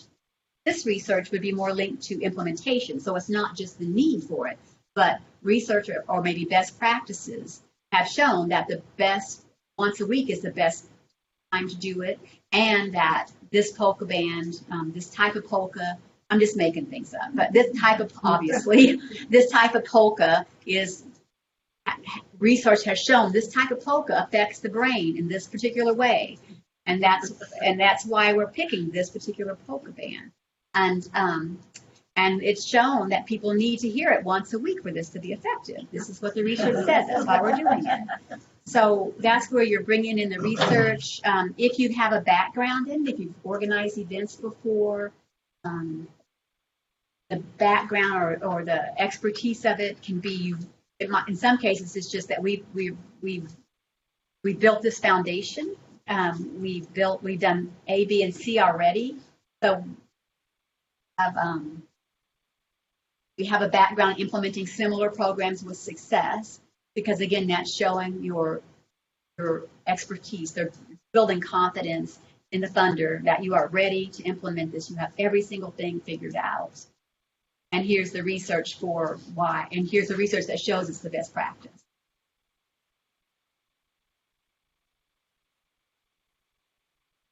So do you want to talk about that a little bit more? Does it make sense? We're going to talk about some of the pieces of it a little bit deeper. But, and it's a little challenging to tell you, like, here exactly is what you're going to need, because everyone's different. But basically, every single grant, no matter how big or how small, is going to have some place where they want to know exactly what you're doing in detail. If it's a foundation grant, you may not need the research to back that up for implementation. It's better if you do, but you might not need that. But any of them is going to want to know exactly what you're doing, when you're going to do it, and who's going to do it. Those are the basic things.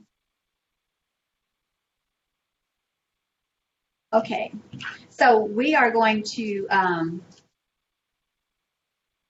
we just did the little summary. Again, we're doing the polka band. We are, know all the things we know about once a week. It's going to be address movement, depression.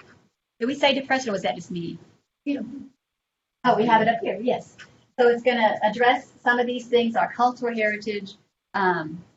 What would be a good source for meeting the need would be, that's, again, I'm sorry, I'm kind of getting distracted here. That is, we have the need, and then the project design is where, what is, like, what are you going to do about it, which we talked about.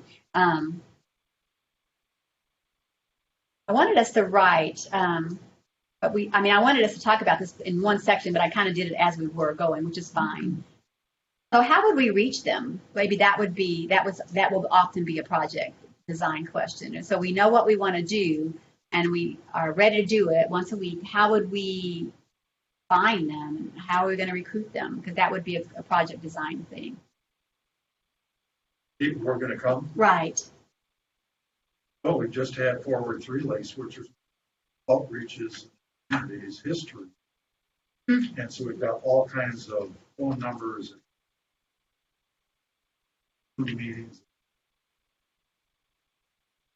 water database. Newspaper right. articles.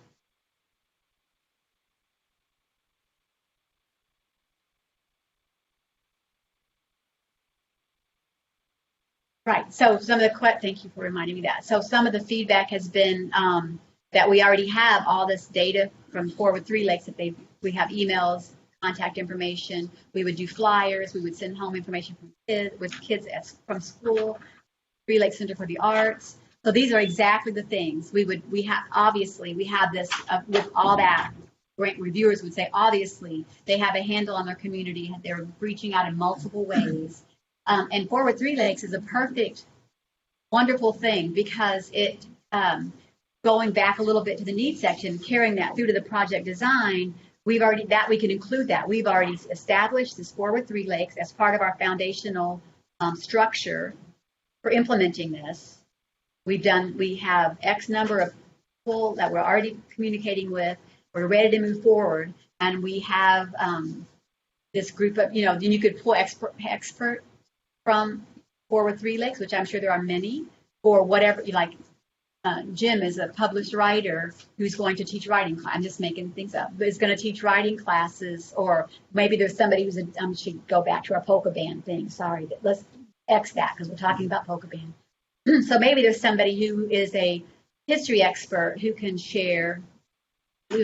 We would bring their title in. Anything you're pulling from, you build on what you have in place. And the Forward 3 Lakes is excellent for going in a lot of different directions.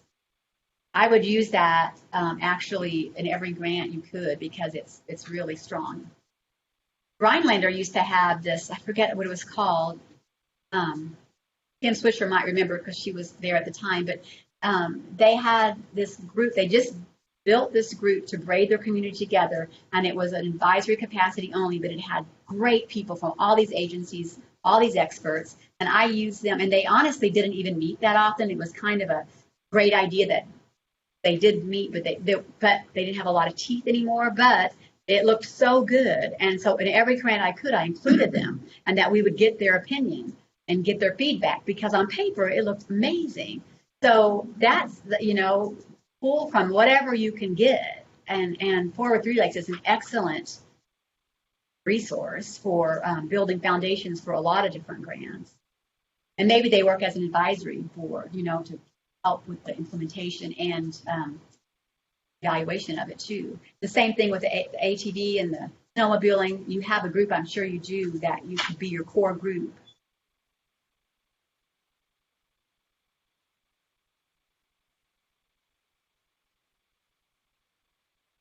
So I'm reading through my notes because we've done all of this. I'm just making sure.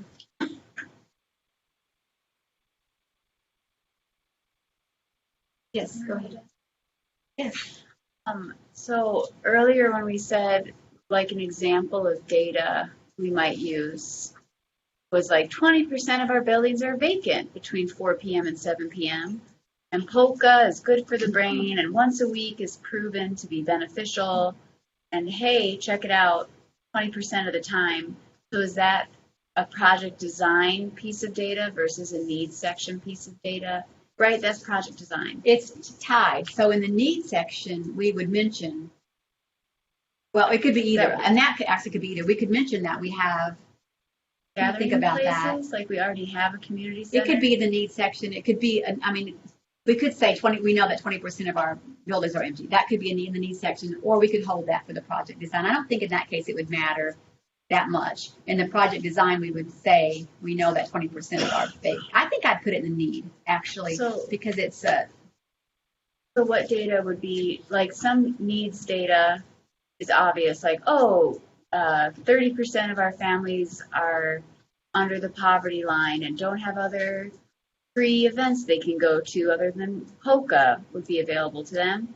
And that would be like a need-based piece of data. But what would be a specific project design piece of data? the whole polka thing is it. Oh. Like that meets all those needs. Just by giving polka once a week, we're meeting all these needs. I have one question. Sure, no, I please. want to go back to the prompt on this. It says that they decided that the residents of Three Lakes or Preston could really benefit from polka band. So are we assuming that there's a band that already exists? Yes. Well, And because that's a whole different piece. If we have to build a band and then do these other things, then we start at a different point in this.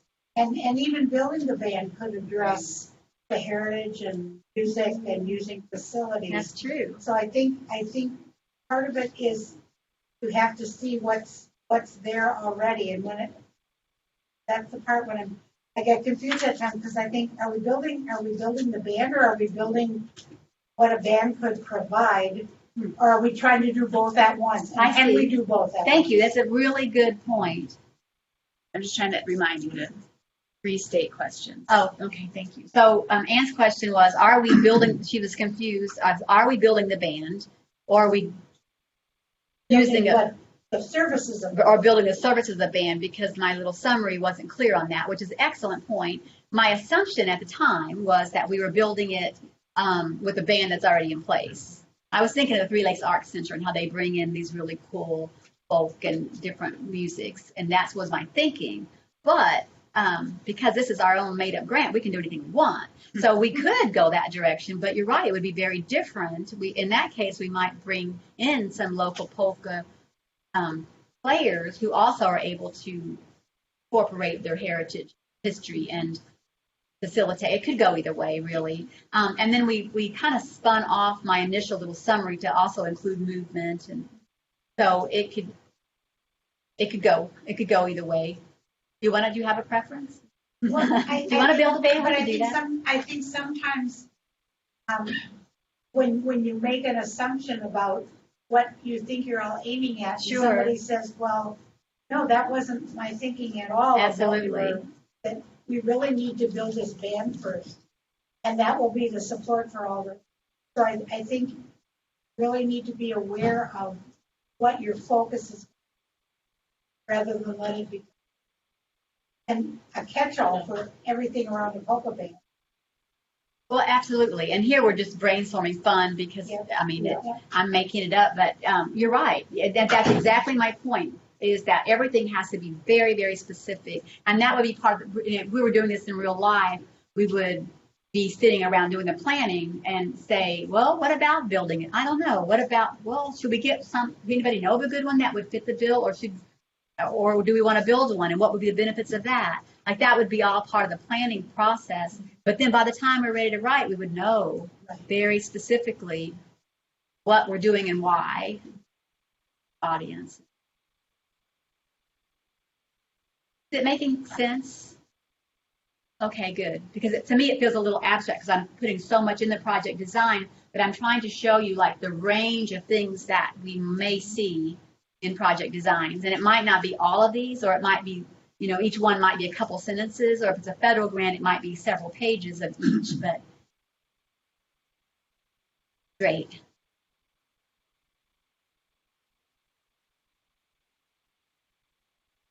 So I'm going to put out this to you. Would you like to, well, first of all, it's time for a break. I'm really bad about that. But do you want to do some more writing together on making up some project design, or do you feel like you have that, a good handle on that and want to move forward? I think it would be fun to do a little writing.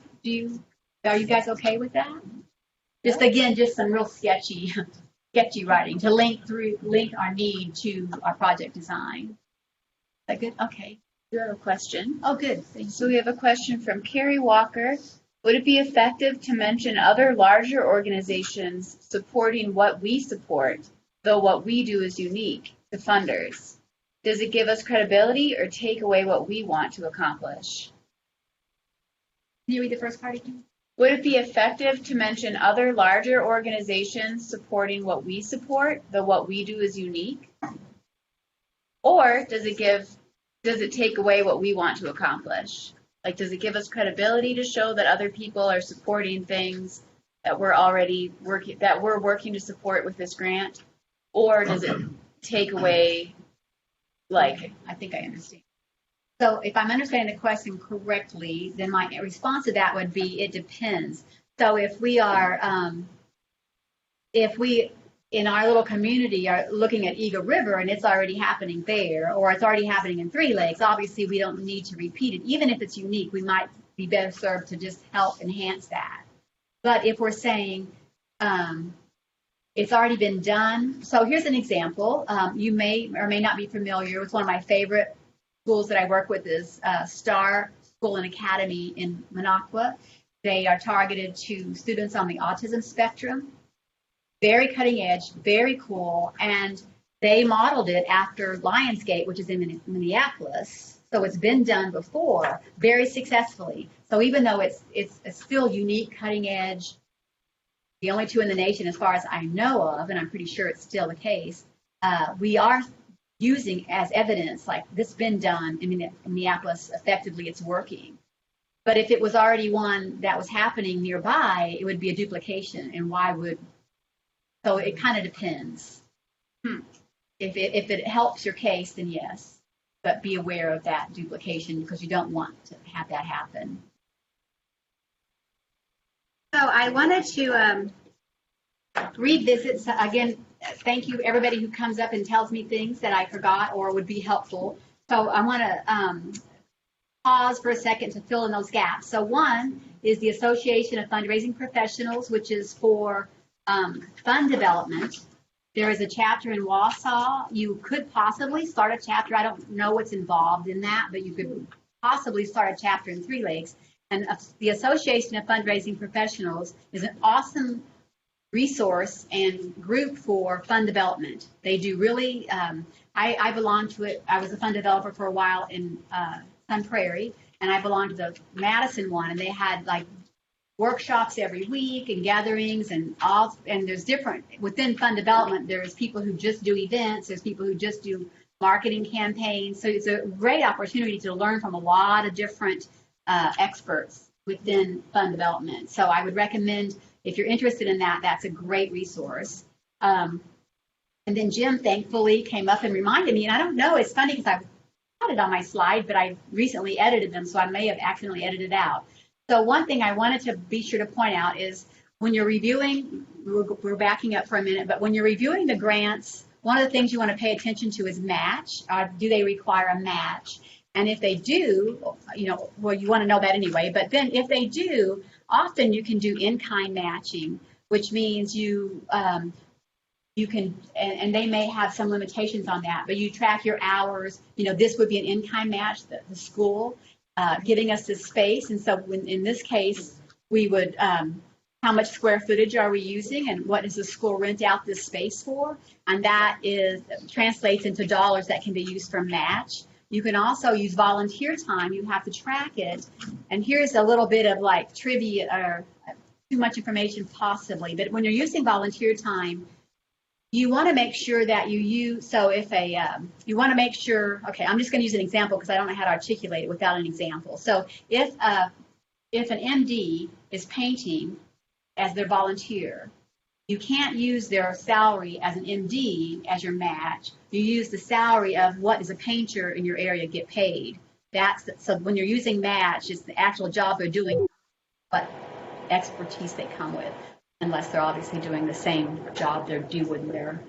And like a medical doctor? Saying if a medical doctor yeah, if a medical doctor, a mural. Right, if a medical doctor paints a mural as a volunteer, or paints, murals probably too, if it paints a wall, then can track as volunteer time is what would a painter get paid. So he might make $100 and a painter might make 50. You can only count the 50 towards the volunteer match. That's a great way. It's a great thing to start doing anyway, because you have it on hand to use, and it can, the volunteer hours, and it can be used not only in grants, but just in your sharing and look at all these, it's great to have this power to show all kinds of things like the input and the commitment, and that's good stuff sometimes. In this case, translating to dollars. What was the resource you mentioned in any of these? Oh, so the acronym is AFP, which stands for the Association of Fundraising Professionals. There's also GPA, which is the Grant Professional Association. And I have a link to them on my website.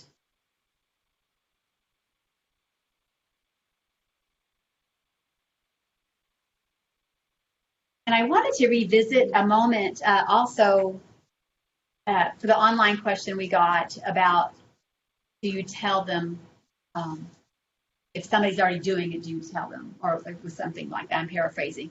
So some thought I had, and this is another gray area, but if it's, if you're applying for a federal grant, they're not going to know that somebody else is already doing it. So if you want to do it and just write it independently, it's not going to be a big deal. If you're applying for a foundation, you're building that relationship, that could be a much bigger issue of not telling them. So, I mean, always we want to collaborate, going back to like if they're already doing it, then let's partner with them. But if, I just want to mention that it kind of depends. If it's, I don't want to say if they're going to find out, because that sounds like it's a bad thing to do, and it's not necessarily. But it kind of does depend. Did I make sense with that? You know which question I'm talking about? Okay. And the last thing I think I might be talking about this later, but in case I didn't, I want to talk about this for a second too.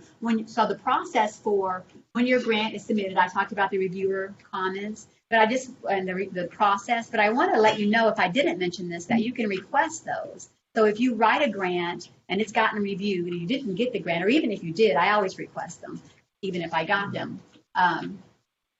You can ask for those reviewer comments, and they're so helpful because then you can tweak your proposal in response to those and resubmit, because most grants are available year after year. So, okay, that's. Excuse me, is that basically just for the government? It's, Or even from foundations? Yes. So yes, Jim's question is it just for government grants? It's mostly for government grants. The foundations, it depends on the foundation, but sometimes they do as well. Yes, yes. Again, the question was, what about corporations? Do they do it? And usually they do. And if they don't have it, they're not always as objectively laid out, with scoring as government grants. Foundations or corporations aren't, but they still will give you feedback usually. And this is also a good time while we're pausing to talk about, before we started, someone had mentioned, like, what if the foundation says only by invitation? And this recently happened and so I researched who else. It was the Paul Newman Foundation, who gives to equine therapy. And it says, no, don't contact us, we'll contact you. But I contacted everybody they'd given money to say, well, how'd you get on the radar? And one of them told me, and as it turned out, everybody there knew somebody, they knew somebody who was on the board. That's how they got funded. That's a whole relationship building thing. But one of them told me, well, we asked the Paul Newman Foundation about this because people ask us all the time. And what they said is, write us anyway. Like, we might not get back to you, but it puts you on our radar. So that was insightful to me because I wouldn't have known that. So that's as much as I know about that part. Get around that. Yeah, maybe just you mean like write a letter? Writing a letter. Yes. Writing a letter, just introducing yourself. Yeah, I think that's, I don't know any other way to do it, especially for those bigger ones. Obviously, if it's a county foundation or even a state, you can look up and see who's on the board and start making ends that way. That's the best way. And really, local is better anyway. You're more likely to get funded locally than nationally. But Yeah, even if they don't accept them, you just kind of work through the back door, I guess. I'm trying to say. Anything else lingering that I didn't, that is anybody's thoughts that I didn't address or want more information about right now before we move, I mean, that I've covered? About still need to be.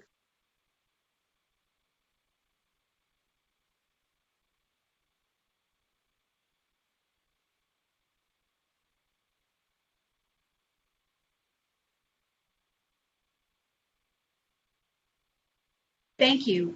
That was one of those things I made an assumption, but yes, absolutely create some. So thank you for reminding me. So Norma pointed out that when you track volunteer time, you still need to be tracking that, and it's better well, what you want to do for sure is create some system that you're tracking that in a consistent way. So sometimes it's simple as a form, or if you can do it online, even better. But so that everybody's, because there will be times, if it's especially if it's a government grant, they may ask you for that. They will ask you for that if it's a federal grant. I would like to say,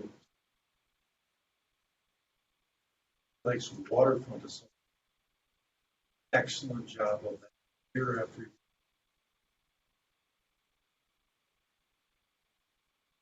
Successful. Right. And I'm sure that's going to. Absolutely. Yeah, so for those online, Jim mentioned that the Three Lakes Waterfront Association is a shining example of how to track, and they've done it, and it's paid off they've gotten grants. Absolutely. That's it's a good thing to do just for your own records. I mean, you want to know are our volunteers, there's obviously reasons to keep, are they increasing? Are they decreasing? What kind of volunteers are we getting?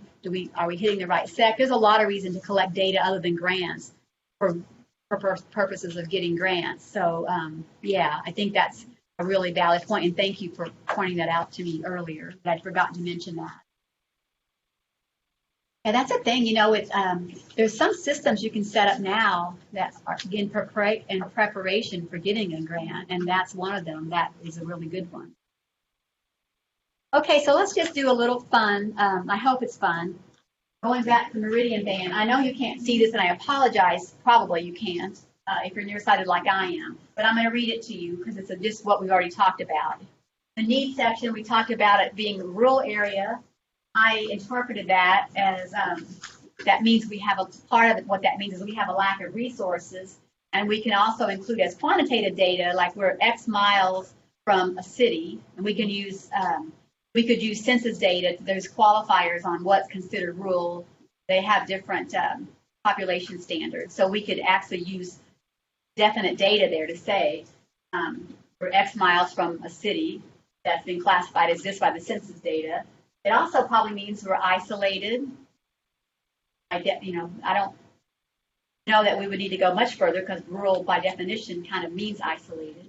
Talked about the demographics being higher population of age than other parts of the state. Why does that matter? Because that's what we want to know. It doesn't help us just to know it's higher, but why is that important in what we're trying to do? And we talked about movement. So tying into movement would be health. So when we were looking at data, we would want to look at health issues specifically related to the population that we're addressing. So in this case, we talked about maybe serving families, maybe just elders, but whatever that would be, we would want to have data supporting, like, what does it matter that our demographic is this? In this case, I think let's just, for the sake of this exercise, just go with that we're targeting elders, although obviously would probably not.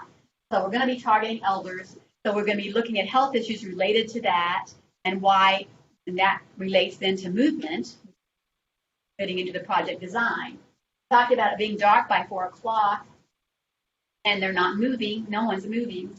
And for that, we would want probably collect some qualitative data to know, well, how many people are actually within this population that we're targeting, how many of those are sitting at home at 4 o'clock, from 4 o'clock to 10 o'clock, not moving. And that would probably be a survey that we would do to collect that data. So then we also talked about the population moving between 3,000 to 13,000, and although that was in the that was in our background section. We could maybe use it in the needs section if we find a reason to. For example, we might say that in the winter, it adds to our isolation because the population decreases so significantly. So that could be something that would work also in the needs section. So then we're going to use this data that we've gathered in the need. We don't know what those numbers are, but I'm just showing you like where we would look. So we're going to move that, and we're going to now look at project design. So remembering all those things we talked about, which are vast and many, I know, but we're going to be using our needs. So when we talk about lack of resources, talking about demographics. So the lack of resources could also go into the gathering place. We don't have gathering places, so that's why we need it. The demographics, the elder, moving that to the project design. This kind of also ties into the no movement, and then possibly the population change. So when we do our project design, keeping these things in mind and thinking of it for now as kind of a straight line across, what would we see? And we've already talked about some of these in the project design, but what would we be doing? We're going to be doing, are we going to develop our own polka band? Are we going to get one that we already know about that's so good? First question in our project design.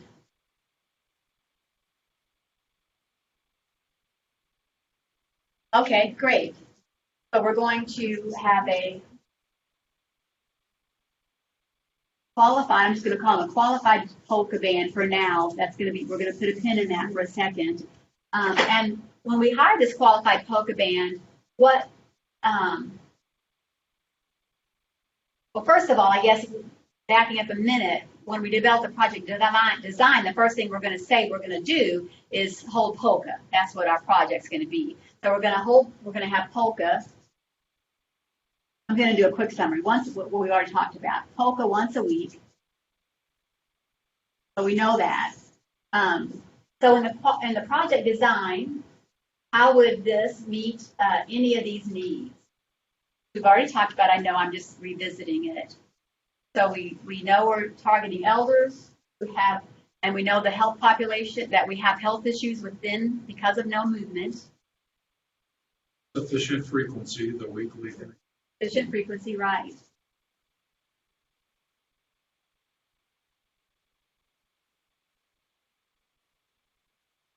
And with the sufficient frequency, we would want to know why. So we would say, why is that? Why are we doing it once a week? Why is that sufficient frequency? And that's where we would bring in research or probably research or best practices, one or the other. And when I say best practices, I'm going to make myself a note of this. There are websites that actually list best practices. I'll make myself a note to add that to my resource page on my website so you can go there and find them. But best practices is a defined definition of something, and there's different levels of best practices. But by having it be a best practice, that's the same as saying what it means is that there's a lot of research behind it, and it's been recognized as a best practice. So in that case, you wouldn't necessarily have to find the research. You could just say it's listed as a best practice here. So let's just go for our sake of argument that we're going to go with it's a best practice. And the best practice says that once a week. So I'm going to say, and we could do both. We could say best practice says this, research also says this, depending on what you find when you're doing all the tons of your time that this will require. So our project design right now is that we have a polka band coming once a week. It's once a week, as we need it to be sufficient frequency based on best practices and or the research. And so how we're going to have a polka band, any polka band, or are we going to find one that is necessarily maybe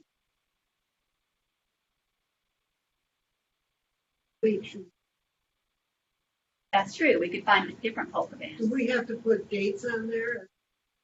How many weeks? Yes.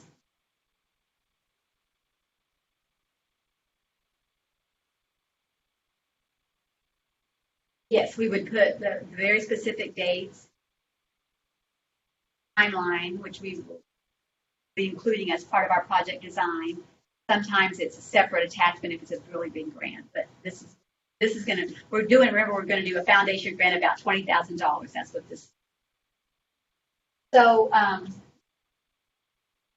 so we can also, so we also know it's elders that we're targeting. And why are we targeting elders and how does that connect the elders and polka band? Why?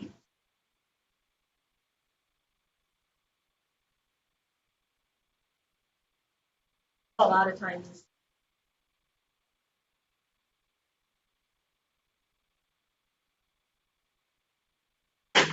Move less, so. But why polka? Why not Oh, exercise? oh, because you dance. That would be familiar to them. Yes. That's It's something great. they would respond to more than others. Theoretically, there's research that older people like polka, right? Is that the kind of thing that you would say, like, we know that? It And could then be, yes, it could be also that we, envision the social interaction. right, so that goes to the isolation, goes with rural, right, that they're not, if we know they're sitting dark or not, well, outside from 4 o'clock, they're isolated. So that could be a survey question too. Are you live alone, or, are you often at home alone sitting at 4 o'clock? There's a lot of ways to get at that information. Do you not drive after dark? Yes, Totally. exactly. Yes, exactly. And so the polka band, what I'm thinking is I only hear polka when I'm in Wisconsin, especially northern Wisconsin. So we could bring that in, like here where we are, polka is very, very popular. We have a lot of heritage and history and association with polka. So that's why we're picking polka rather than swing or, we also have a radio station that plays polka on Sundays that further demonstrates how popular polka is here, right? Most people know how. So those are all the kind of like whatever you have to work with, you just keep pulling and you keep pulling and getting at that. And again, so I'm going to go back to we're designing our project. So we know we're going to do polka, we're going to do numerous polka bands. There are a lot of them here. Once a week, we're going to have a gathering place, and we've already picked that out. We've already identified what those are. They've already agreed to it, and they may write a letter in collaboration, which we'll talk about later, to say, yes, we are going to give you this space. So we've got that. We have our research. So then all we're missing maybe is who's going to do this? Who are the people who are going to make all this happen? So if we're saying Forward Three Lakes is sponsoring this event once a week, for how many weeks are we doing it? Just the winter? Just the winter? 12 weeks. 12 weeks, okay. 12 weeks winter. I'm sorry about my writing. So we're doing it. See how it's starting to come together? We're getting this project. We're going to have numerous polka bands, maybe one a week or so, 12 weeks, based on because we know it's best practice. We know it, and we know how to reach our audience. We've already talked about that, which would be part of our project design also. One of the reasons we're doing it in the winter, not only because it's dark, but also because our population changes and we don't have as much need in the summer for activities. So then what we're going to need is how are we bringing this together? Who's going to do this? So say it's for the sake of our exercise, Forward Wisconsin is sponsoring this. What would be the first step? Who exactly would think of all the pieces that go into this? What would make this happen? Identifying the bands, scheduling the place, inviting people. So what would that look like? Management plan section. Well, it could come from confidence.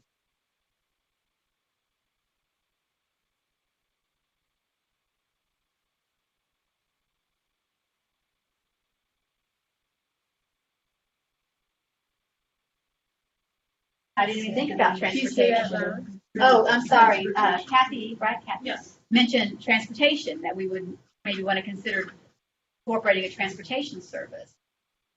Very good point. And Jim mentioned possibly partnering with a nonprofit to do some of the work associated with making this actually happen once we get the grant. I mean, we'll get the grant, but writing the grant, but then once we get the grant, who's going to do it? Will act as a fiscal agent to pay the van. Right. And I want to also, transportation, excellent point. So if we're going to add transportation in our project design, we haven't established a need yet for why that's needed. So in the project design, we might say, there's a lot of people either without cars or who are no longer comfortable driving at night. So then we, Icy roads or. yes, icy roads. Flooded weather, right? Winter accidents. So this goes to my, I don't even know why I'm writing, I can't even read it. Will you? Thank you. So this brings me my point of any time that we're going to do something, we want to make sure we've set a need for it. And vice versa, anytime we set a need, we want to make sure we're addressing the need. So they all tie together. So we set a timeline. So we have identified, let's just say, a nonprofit who has a strong background in delivering either events. Maybe it's the Three Lakes Art Center going to be the ones to host this. They have a strong background in history, and so we can just state that. Or if it's not them, perhaps it's somebody else, but they have a history in working with elders, another nonprofit that just works with elders, so that, or both, so that would be the management plan, and then maybe the fiscal agent would be one of them, or maybe the fiscal agent would be somebody else. Oh, the fiscal agent just means who gets the money and is responsible for the money. Do you have to, so you're just writing the grant, you don't know if you'll get it or not.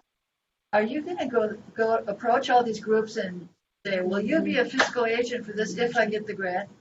Do you really have to tie it all down like that? You really do. You absolutely do. Very, very specifically do. And usually most of the time, the fiscal agent is going to be the one who's writing the grant in most cases, or they're going to be someone who's super invested in the process.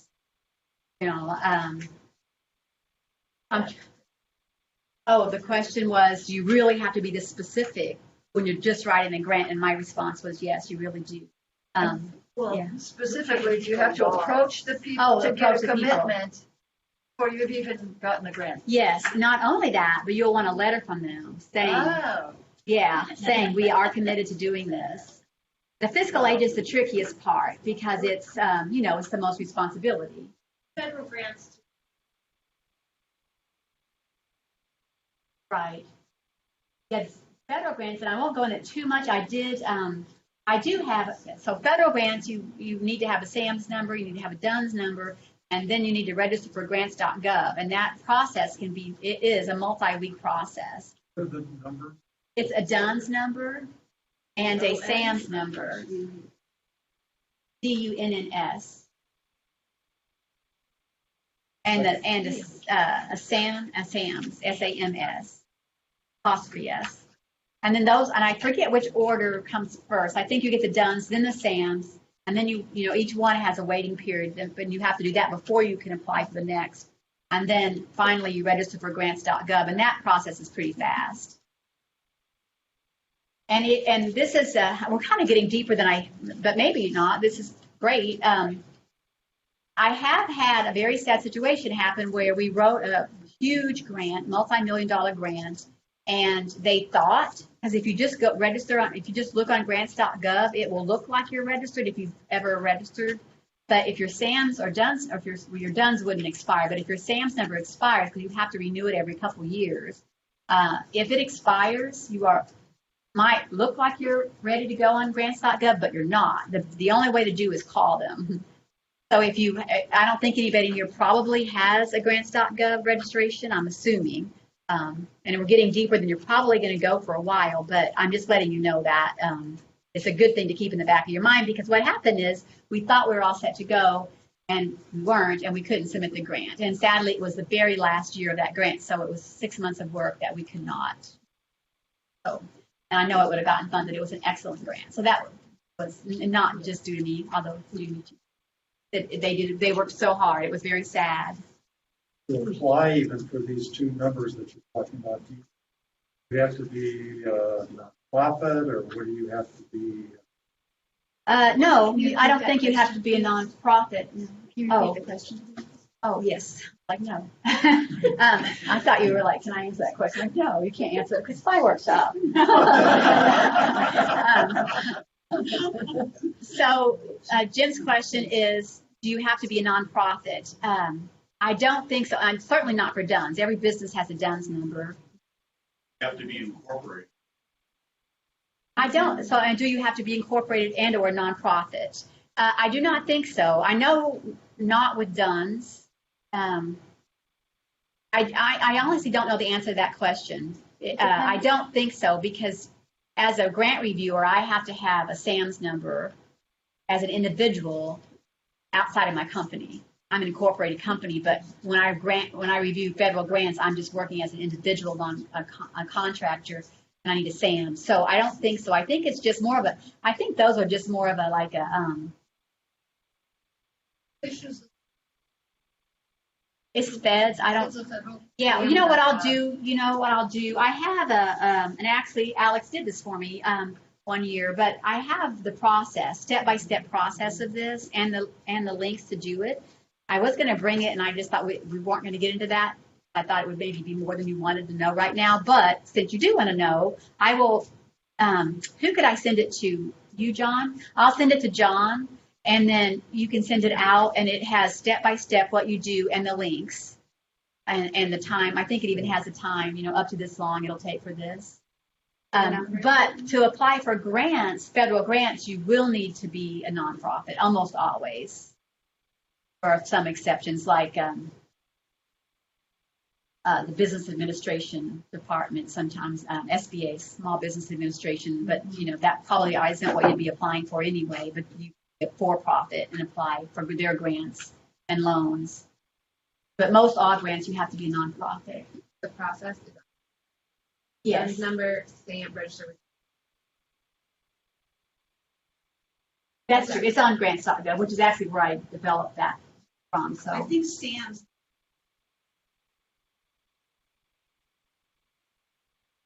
John's number is where valid and active. You need to.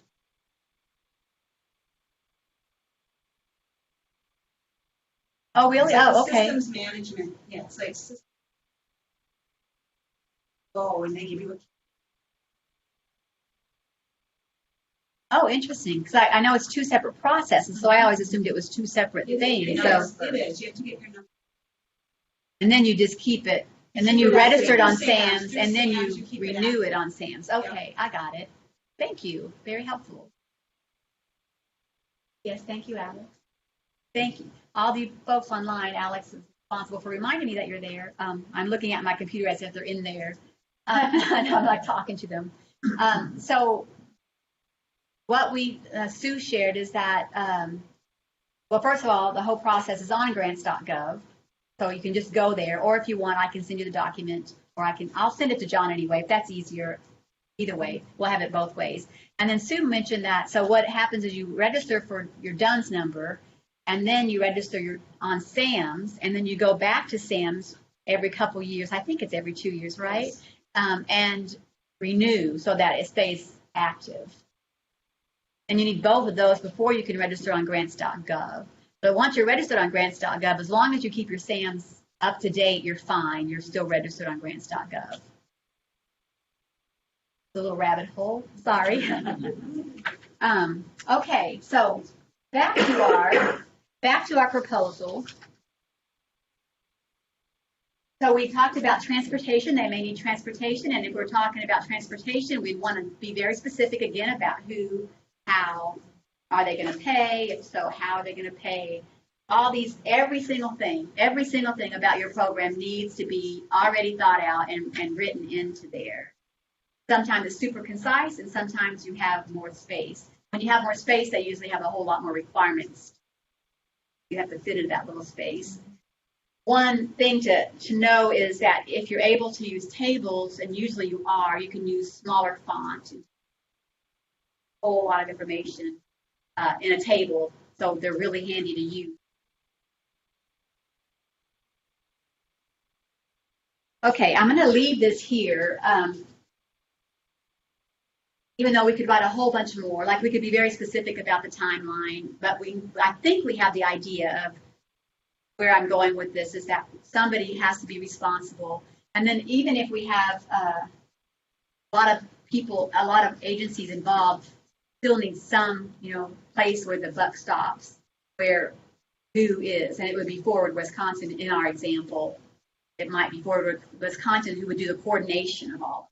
It might not be Forward. It might be the city. It might be anybody. But some agency, corporation, something that has some credibility, or be the coordinator, and their only job could be coordinating all these pieces. But it still needs to have think of it as an organizational chart where you have the one at the top, and then everything comes down after that. It's the same thing with grants. You get to the project management plan section. Anything you want to add that I? Yeah. Comment. When I think about someone who's a grants writer, I think about an individual who's putting all this time and effort into this. They do. Does do it. But it shows what you've been hoping here is the importance of getting the buy-in and cooperation and innovation for other people coming in and different inputs in this to build the richness of what it can be. Absolutely. Yes, the writer is a key figure in this, but don't think you've got to totally go it alone. You really do need. Well, remember going back to the team, and I talked about that. And as as me being the grant writer coming in, I'm not the expert. I'm the expert on the grant. I'm the expert on how to write a grant and what not to forget. But I'm asking the questions. Like this is exactly the process. And it might be a group of 5 people, or it might be 12, but we're doing this exact same process. And I'm the facilitator gathering the knowledge. I know what knowledge to gather. I don't have it. It's not my role to decide we're going to implement a polka in 3 Lakes, every week. What would happen if I did that? I could get the grant. I could write a grant and get it, but you'd be like, what? We don't want a polka band, No, thank you. So that's the whole reason for having a team. So important for so many reasons. And we all have different expertise, and so those agencies have different expertise. Bring them all together, you get something super powerful. And this just a quick note on timelines. They can look really complex. I do have a link on my resource page of sample timelines, a whole bunch of different ones, simple ones and complicated ones. And I could show you a grant I just recently wrote that has a simple one. It's just by quarter. But so the timelines can look very different. They can be depending on the grant and what you have, how much time and how intense they need to be. You can do it super simple by even a paragraph, but you need to have a timeline of some sort that is logical and makes some sense. Okay, now we're going to move into the worst part, in my opinion, goals and objectives. Do you still need? No, unless you want to. So goals and objectives, I want to talk about in some depth, and this will be the last hard part of our workshop. Then we're going to be briefly into budget, and then a couple little bonus things I'll talk about, and then we just can talk or go home, depending on what you want to do. So the goals are broad. They're visionary. You don't have to tie that specifically to a measure we'll talk about, but they're just your vision. Like we want we want to eliminate depression in the winter in 3 lakes. That could be. Or we want to contribute to the elimination of depression in 3 lakes. That broad.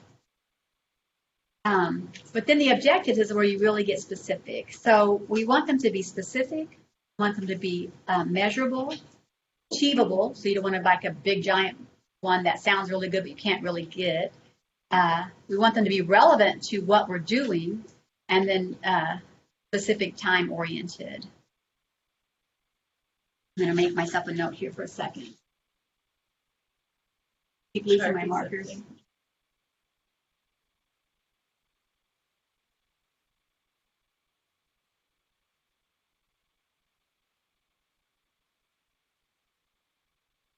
I'm making myself a note because I always later when I'm talking, I'm like, what did I say? So the acronym for that is SMART, which you've probably heard if you've written any grants. SMART is the acronym. But again, want them to be very specific. They do tie back to the goal in some way, but loosely. Let's do some examples. So a well-written goal is one clear and concise sentence, very simple, such as the goal of the ABC project is to eliminate drug use for adolescents. It doesn't say how or how we're going to measure it or what degree we're expecting to change that, that we're going to change it. So that's a goal. Talk about that. So don't look at this slide quite yet because I'm going to talk about this. But so when we talk about the meridian polar band, we're just going to make one objective. So let's just make one goal. Well, goal could be what? Increase in health. Okay, perfect. Oh, so if our goal is to increase movement and health in our elderly population in 3 Lakes in the winter. Health and well-being. Okay. Well, okay, yeah, that could work for a goal.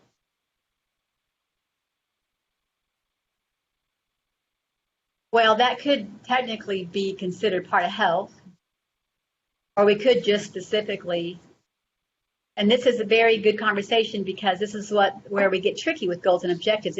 You have to like think it through because it sounds good at first, and then you have to like, wait a minute, how do I measure that? What does that mean? You know, so that's where we're going to work on this a little bit, and I'm going to probably kill your brains in this last little push, but then we'll move on and it'll be okay. I promise. This is that marathon part, you know, that I talked about. Well, okay, so let's just say our goal is to increase movement, health, and well-being. So then we move to objective. That could be to, what did you just say, Kathy?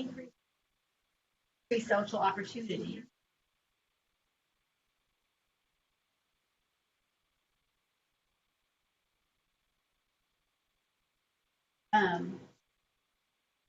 Oh, you know what? How about if we say increase movement, health, and well-being to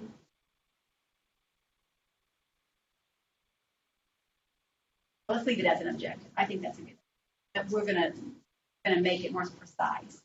So we're gonna make them this real rough, and then we're gonna let's just do 3. So increase social opportunity. What else would we expect to happen as a result of them coming once a week to Polka, based on what we said was our need?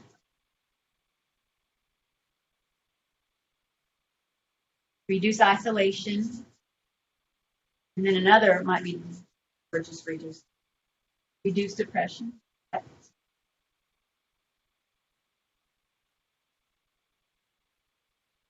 And we also talked about movement, so increase movement, right?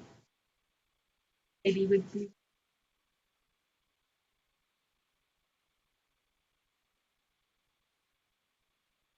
mobility would be good. Well, would we be increasing them? I'm asking because I'm not sure. Would we be increasing their mobility or just their movement? Movement, okay. Movement, what's that? But then we'd have to measure. And even balance. Talk about balance.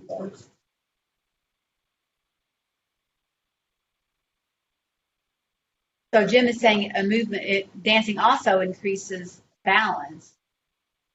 And, you know, we could go, I'm just going to, We've teamed on one day, the first week of polka. So here's something to remember. You know, we talked about like once.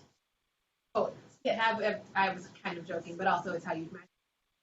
The first week, if you're going that specific, if you're balanced, then the first week everybody stand on one foot. See how many people fell down. At the end of the 12 weeks of polka, if your measurable goal is balance, you have to do it again. Yeah, better. Well, and we're gonna just take a little diversion because that's a very good point. Is anytime you're gonna make an objective, you want to think about what happens after you get the grant. So we could say it's going to increase like anything that would be logical, like increase mobility. We could say that, but then we probably would increase mobility, but then how do we measure that? And is it something you want to deal with measuring?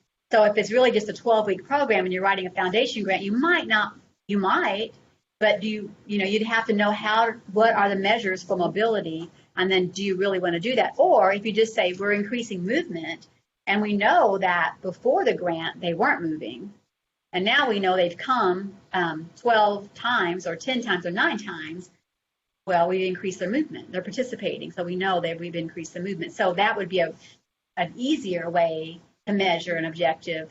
So that's part of that, when we talked about, when I was saying before how I used to write all these great objectives and they sounded really good and they got funded, but then they were like, what? We can't, what were you thinking? And so I've learned, but we could, and maybe we would even have somebody, this is where every grant's different. You might have somebody on the board or who's actually one of our partners, for example, if it was one of the hospitals or one of the physical therapy and what they wanted to do was measure that and they had the expertise, of course we would take advantage of that. So that's what that's where every grant, you look at who your partners are and what you have to work with, and you write the best you can based on all of that. So we're going to turn these into can't even read my own writing. It's so funny. Specific. Thank you. We're going to make these specific, measurable, achievable, relevant, and time-oriented. So specifically, starting with increasing social opportunities, what does that mean specifically? Leave you out of the house, leave you out the Okay. 12 times. Okay. So we would say by write an underline. The underline, not that, I mean just like by X amount of time, which we will fill in. We might want to say what would be a reasonable, so probably not every single person would come 12 times. So we might want to say how many, what would do?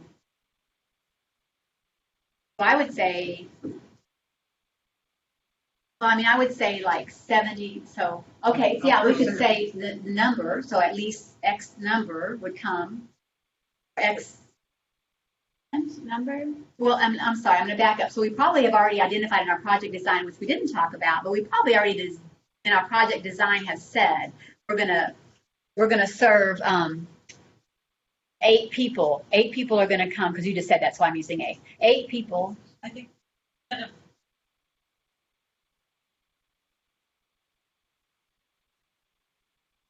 COVID environment offer the. Well, but we would need to say what our target is, because they would say, what if nobody came? So we would need to say, we hope, our goal is, well, that's a different word, but in a project design, we would say we're going to target 8 people or whatever it would be. 8 people would come every week, 12 weeks, or at least 8 people. They might not be the same people necessarily, but whatever we were going to do, we want to be specific. So in this, of those 8 people, or so let's just say, okay, what would we do? Would we expect the same people, or would we expect different people each? Different people. Yeah, you expect more. Once they hear about it, What if you only traces? Well, and that's where I was going with that too. So if we say different people will come every time, those outcomes are going to look different than if we say the same group. So if we say we're going to target 10 people or 50 people or whatever, and 70% of those are going to come at least 8 of the 12 times, that outcome is going to look very different than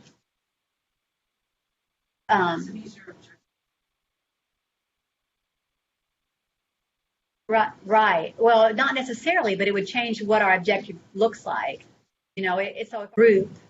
Anybody can come. Then we'd probably have to survey every single time they come, maybe, because we'd want to know, well, before the class and after the class. Versus if we're expecting the same group of people to come every 12 weeks, we would probably do a pre and post survey of the 12 weeks, and we would expect greater outcomes for their participation than if they just came to one class. Here we have, we're also talking elders. Isn't this open to anybody of any?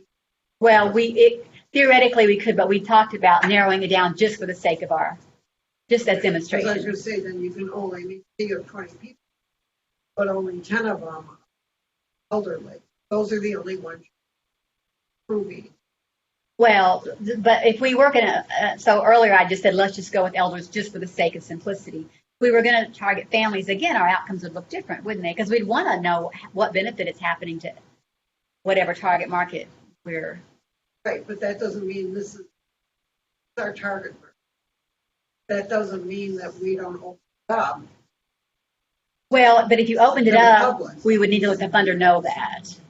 So that would be something we would put in the project design, because you don't want to just change. If you're applying for a grant for elders, you can't use that money and change what you're doing, because and this is something I'm glad you said that, because I wanted to just tell you a proposal is a contract. So once you've said, here's what we're going to do, you can't change your mind without asking that funder. So you have to know that. Well, you could get another grant and expand it, and then include the families, or you could include the families at the beginning, but you have to do what you say you're going to do. So in this case, just for the sake of ease, I just said, let's just go with elders.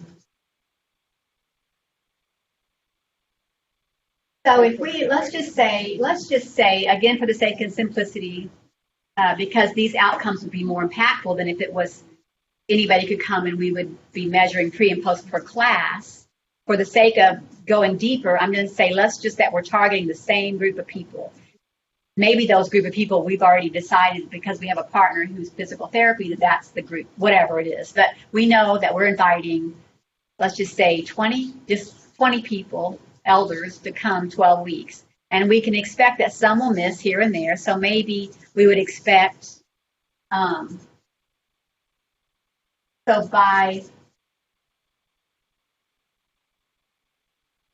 by week 12, I'd say 70% will demonstrate increase in socializing. And then how are we going to measure that? It's literally just if we have chosen people we know we're going to be sitting at home. If they're there. Yes. The other ones are more.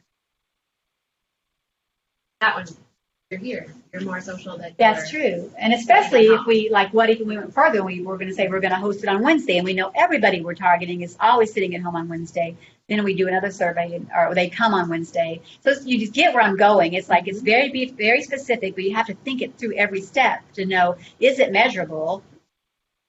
How are you going to measure? Do you want to measure? And if not, maybe you could pick a different objective target. And then you also want to talk about measured by. So how will we measure this? In this case, they're there. Reducing depression, that might be a survey. We might say, might do a pre-class survey to ask some questions to see if they have some depression. And there are obviously some very specific questions to ask that. We could just ask them, do they feel happier? So, happiness is there are measures for happiness, but it's very carefully used, that word. I've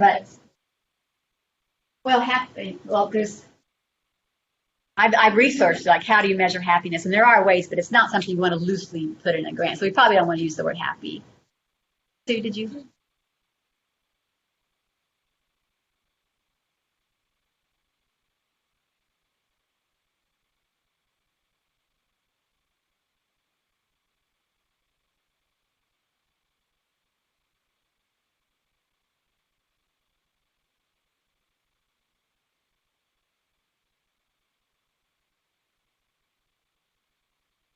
Yep. Questions would then be.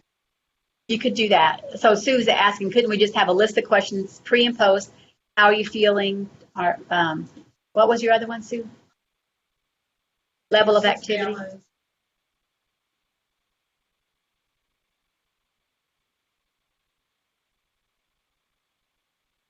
Right. Literally.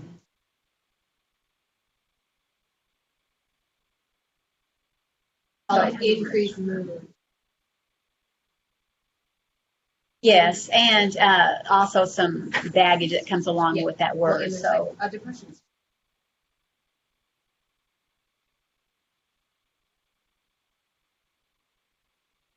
Great that you're talking before and after you're applying for a grant. Oh, this. well, we're just saying this is how we're going to measure it once we get the grant. So we're going to say, here's all the things we're going to do, and here's what we think we can accomplish. Like 70%, we think we can accomplish this. And then, but how are we going to tell you? How are we going to measure this so we can report back to you? So that's where the measurements come in. And so going back to Sue, you're right, especially if it's a foundation grant, that's all you would need. And actually in some foundation grants, that might be, they might even be, some of them are so loose in what they're asking to report on. Some don't even ask for reports. But if it's a government grant, we would probably have to go a little deeper and use a survey that's been validated and reliable for that, or use a combination of things. But yes, because just surveying is only qualitative.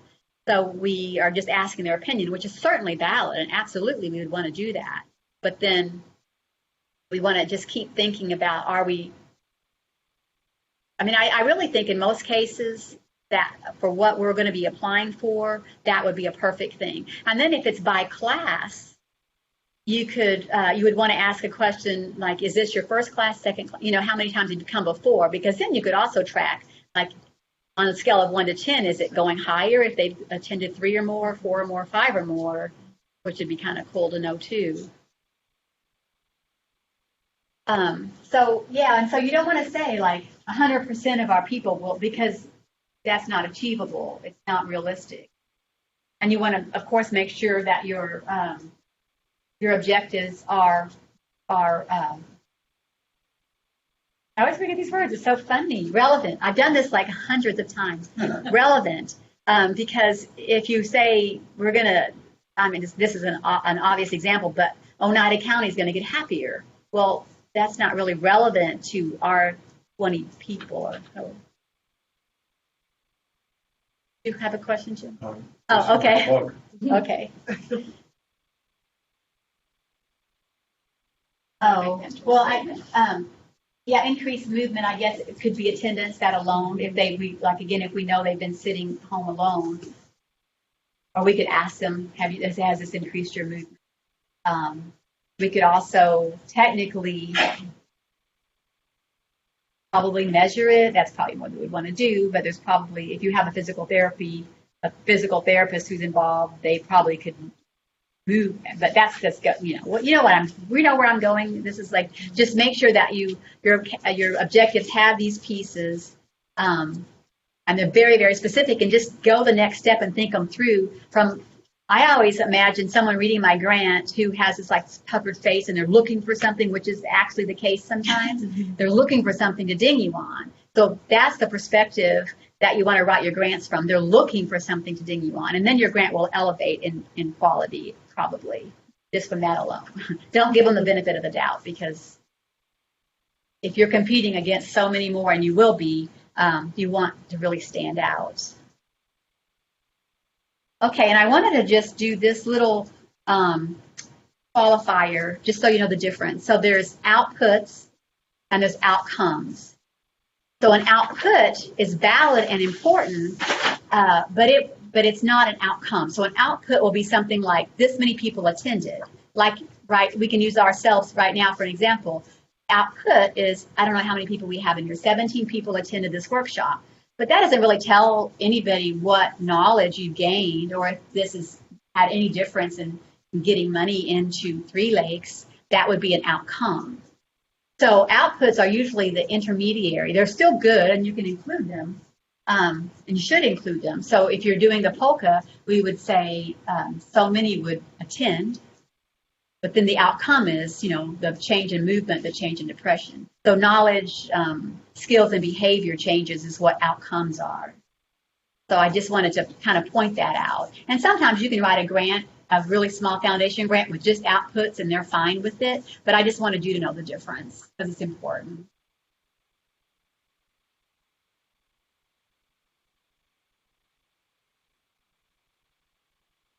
We just did that. I got ahead of myself. We already did the practice. The management plan, you guys want the break? Should I keep going or do you want a little break? Who wants a break? Keep going? Okay, keep going. So the management plan, we've talked about it. I just want to hit on the things that maybe I didn't mention. First of all, if it's a federal grant and sometimes a state grant, it will be its own section. It'll be a big section and they'll want a lot more detail, sometimes a ton of detail. If it's in a foundation grant, it'll just be a few little things. So basically, I think it's kind of obvious, and also they'll ask specifically what they're looking for. But basically, they want to know the structure of your organization. If you're partnering, they'll want to know how that structure fits together to form the whole. If you have several partners involved, that will be part of your organizational chart. Experience and qualifications of the key people, and you want to make sure you use titles, not names, usually, unless it's a local foundation and they know the people and it will benefit you to add a name. Usually you just want to add a title. Or if it's somebody super famous, like a researcher who's well known, something like that. But most of the time you just want to use titles, not names.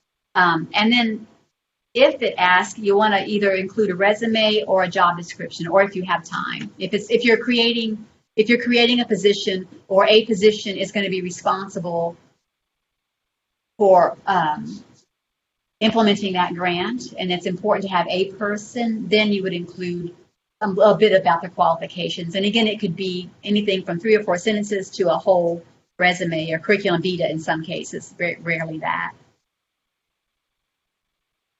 And usually it's just a few words. I mean, a few sentences.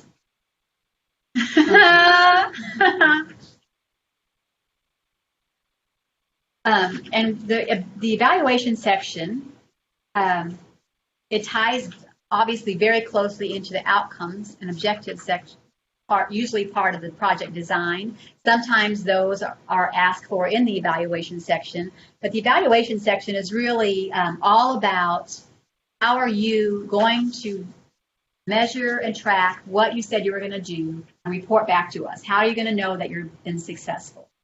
Because most funders will ask you for an annual report or an end of project report, things like that, and this is where you want to tell them how you're going to gather that information. So we talked about qualitative and quantitative measures, which link to those objectives. And the reason it's important to gather that qualitative data is obviously quantitative data where you're just collecting numbers and facts don't always tell the whole picture. So that's why it's good to, if you can, include both types. Surveys, observation, interviews, those are examples of qualitative data. Sometimes just watching somebody or something. Norma and I did that. It was part of one of our outcomes. You remember we had volunteers sit in the library, and I can't remember what we were. Yes. Yeah, so we picked key times that were intentionally targeted, had someone sit there and just track that. So it was, well, that was quantitative actually, but it was observation based. It was, so there's a lot of ways to track your outcomes, but observation is a very good one, as well as the surveys we've talked about, interviews, focus groups, which I think you've probably done. And we've talked about quantitative data. It's concrete, tests, grades, discipline, incidences of law involvement, anything that's got a number attached to it, a specific number that's been gathered and tracked. So the evaluation section, you usually, well, do you want to, I think you look tired, so I think I'm just going to push through and not have you do more writing unless you want me to, which I'm so happy to. But the evaluation section, restate our goal, we restate our objectives, we talk about how the data will be gathered, not just how we're going to measure it, but then how are you going to gather that? Who's going to do it? What's the process? The timeline for collecting it. So it might be by the end of each POCA class. It might be quarterly. It might be a combination of those with different data being collected at different times. And then we briefly say, well, and who are we going to report back to, which is always the funder.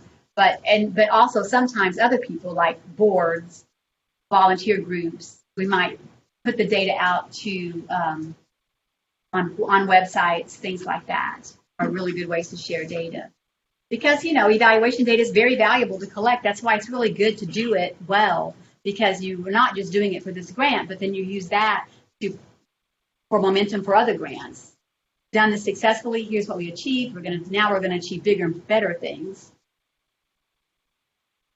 They will also want sustainability plans always. So here are some ways to do that. You don't always have the option of saying we're just going to get more money, but you can say we're going to market it out to gather, build buy-in, to build awareness.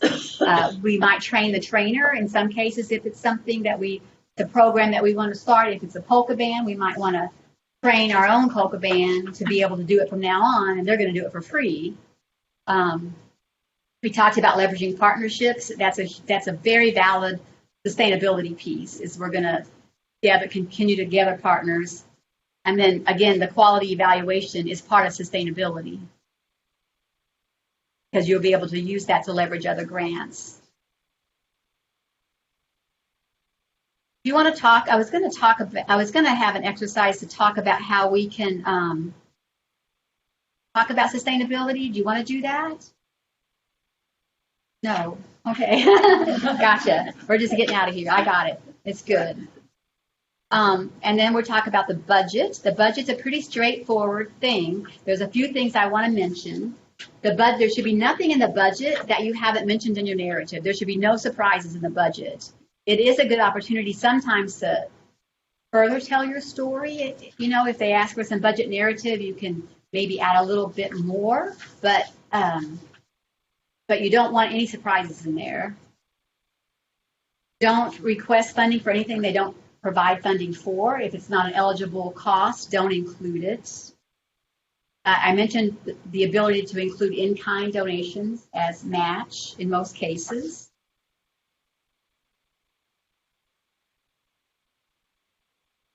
Here are the common things you'll see in a budget. They'll be asking for personnel, fringe, travel, training, equipment, which is the state and federal guidelines only classify equipment at $5,000 or more. Otherwise, it's still considered supplies.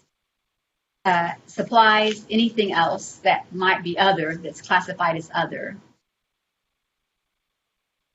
Some grants will allow you to include people, others won't. So again, you just look back at eligibility, and here are at what they're allowing. And then here is how budgets are usually set up. So in this example, we're looking at one full-time program coordinator, makes $40,000 a year, each of 3 years. And then their fringe benefits. So you want to break everything down. And I have two little things, I think, bonus things I want to talk about. So any questions? Let me stop for a second because we're technically at the end of the grant writing. I have a couple things I want to talk about super fast. But any questions? I know I covered the budget really fast, although I think the budget's pretty clear. I think that's pretty self-explanatory. Just remember that when you're having anything in the budget, be very clear about what it is and how you've come to that cost. And sometimes you can add more. For example, if we were going to go back to this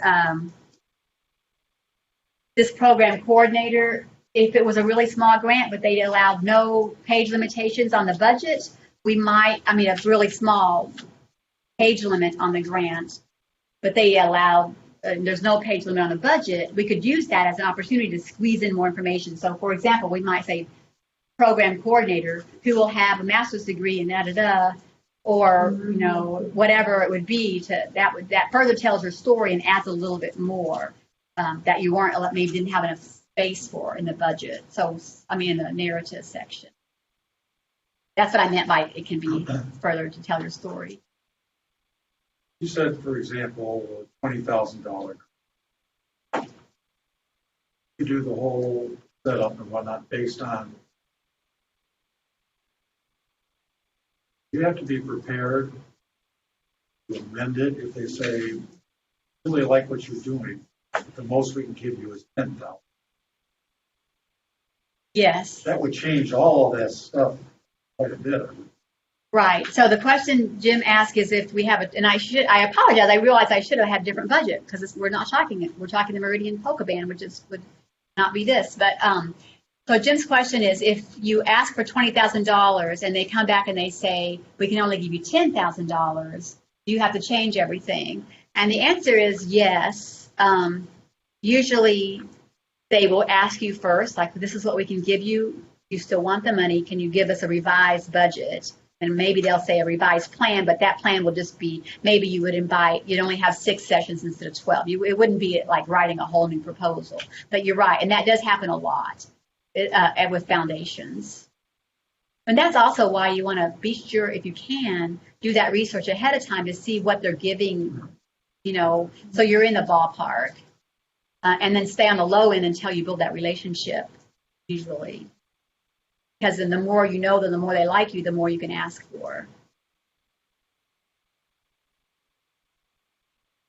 Okay, so I wanted to talk very briefly about letters of collaboration. So I often hear letters of collaboration called letters of support, but letters of support really are meaningless because they just say, we support you. Well, that's great, but what's better is a letter of collaboration that says, we commit to providing a space for the Meridian Polka Band events 12 weeks. And this, you know, and this is even, you could even put a cost to that. This is what we rent it out for. So any letter you get should be 1 page. It should have the letterhead if that's applicable. And it should be really specific to what they're contributing. It's much more meaningful than just writing a letter of support. And especially if you're including them in the budget. And going back to the budget a minute, if they ask for a match, you would include that in the budget. You would just include a separate column match. You'd put that amount. So you'd have one column for your request and the other column for your match. So they're seeing the whole thing. And sometimes even what your partners are contributing if it's relevant. And lastly, whoops, that you haven't made it yet. I wanted to just let you know, so in your handouts is a logic model. Logic models, everybody see that? It's one I got from, it was developed by the United Way quite a long time ago as part of a package on measuring program outcomes that I highly encourage you to take a look at before you write a grant, that you need some outcomes, because it's pretty good. But I pulled this from there. Logic models come in a lot of different ways. Sometimes they're super complicated. This one is a pretty straightforward one. And the reason I like it is the reason I like using logic models, and they really challenge my brain, which tends to be conceptual, is they really do link that. Here's our need, here's our program, here's the element of the program that's going to address that need, here's our output, which is the need, you know, remember that might be attendance, and then here's our outcome. So when you're doing did you?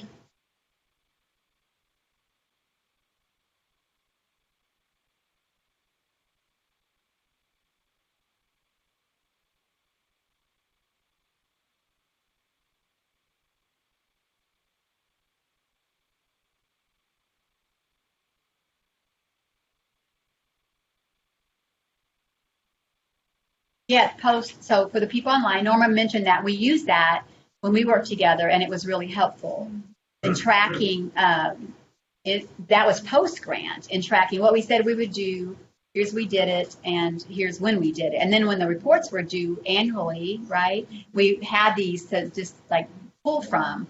They're also helpful when you're developing a grant to make sure that everything is lining up. You know how I said it should tell a story straight across? That you might, in the needs section, you might have several needs, or I mean the same need that will hit several project program elements, project design elements. That's okay. Just make sure that everything links up all the way across, and then you have an outcome. I'll stay a little bit on Sure. inputs. That dollars and cents? Thank you for that, because I don't have it up in front of me. I had planned to, but I don't. So inputs would be, what are we doing? So it might be, we are, it's not, it could be dollars and cents, but mostly it's not. It's things like, we are meeting, our committee's meeting monthly. And by meeting monthly, so yeah, I'm trying to, when I usually use this, it's like need section, project design, input, output. What they're talking about is what are we contributing? So this could be outside of the grant world. It could be you're going to design a program based on everybody here and their organizations. So what are they inputting? So it could be I have space, I have money, I have the people that's going to come. So those could be all the inputs. It's a little. You do something with that. Exactly. The inputs result in an outcome. But I think I would, for the sake of grant writing, I think I would scratch that out and put need, so that the need section links to the project design elements, links to the outputs, links to the outcomes. So that outputs would be like, the first thing that would happen, people would come. That's it. And the second thing would happen is they move, they are moving easier, they're happier. That would be the outcome. Instead of input, I would put need. But you could use it the way, yeah. And there's also, on my website, again, there are several examples of logic models. This is where I got this one. But that is it. We did it. So this is what, oops. You don't look like this, though, somehow. I should have water and things to give out like in the marathon. So this is what I hope you've gained. We looked at a broad overview of where to look for grants. We've talked about the understanding of what factors to consider before pursuing a grant, where to start once you've found one that you think is a good match, and hopefully you gain some skills in understanding how to compare grants.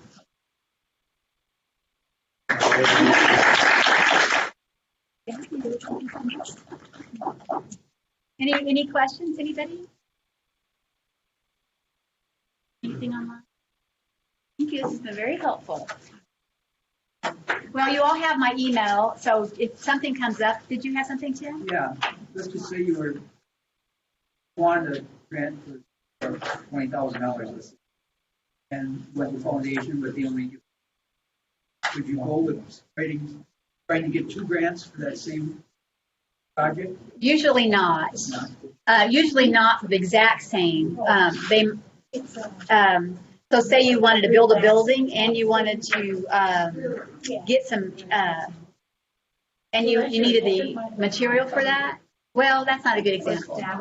You can apply to the same foundation for 2 different things sometimes, but usually not for the exact same thing. I'm thinking corporations. Oh, for 2 different corporations. Yes, you could do that. Yeah. Same building. Absolutely. And I would do it anyway because you might not get both. And so one, you could say, oh, we already got this grant. Could we use this for something else? And either way, at least you've got to, one. Tell corporation apply to them? Yes. Oh, well, you could in pending. You could put pending. I don't think I will. It depends on the grant, but I probably wouldn't. I probably wouldn't because you haven't gotten it yet. Right. And especially when you're first starting to apply because you, the one thing is, and also each corporation is going to have very different applications, so you can't just like cut and paste. But both of them have different money, one give so much money, the other one give money. Absolutely. Yes.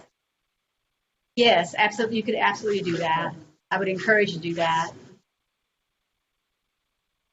Okay, well, thanks, everybody. Thanks, Rena.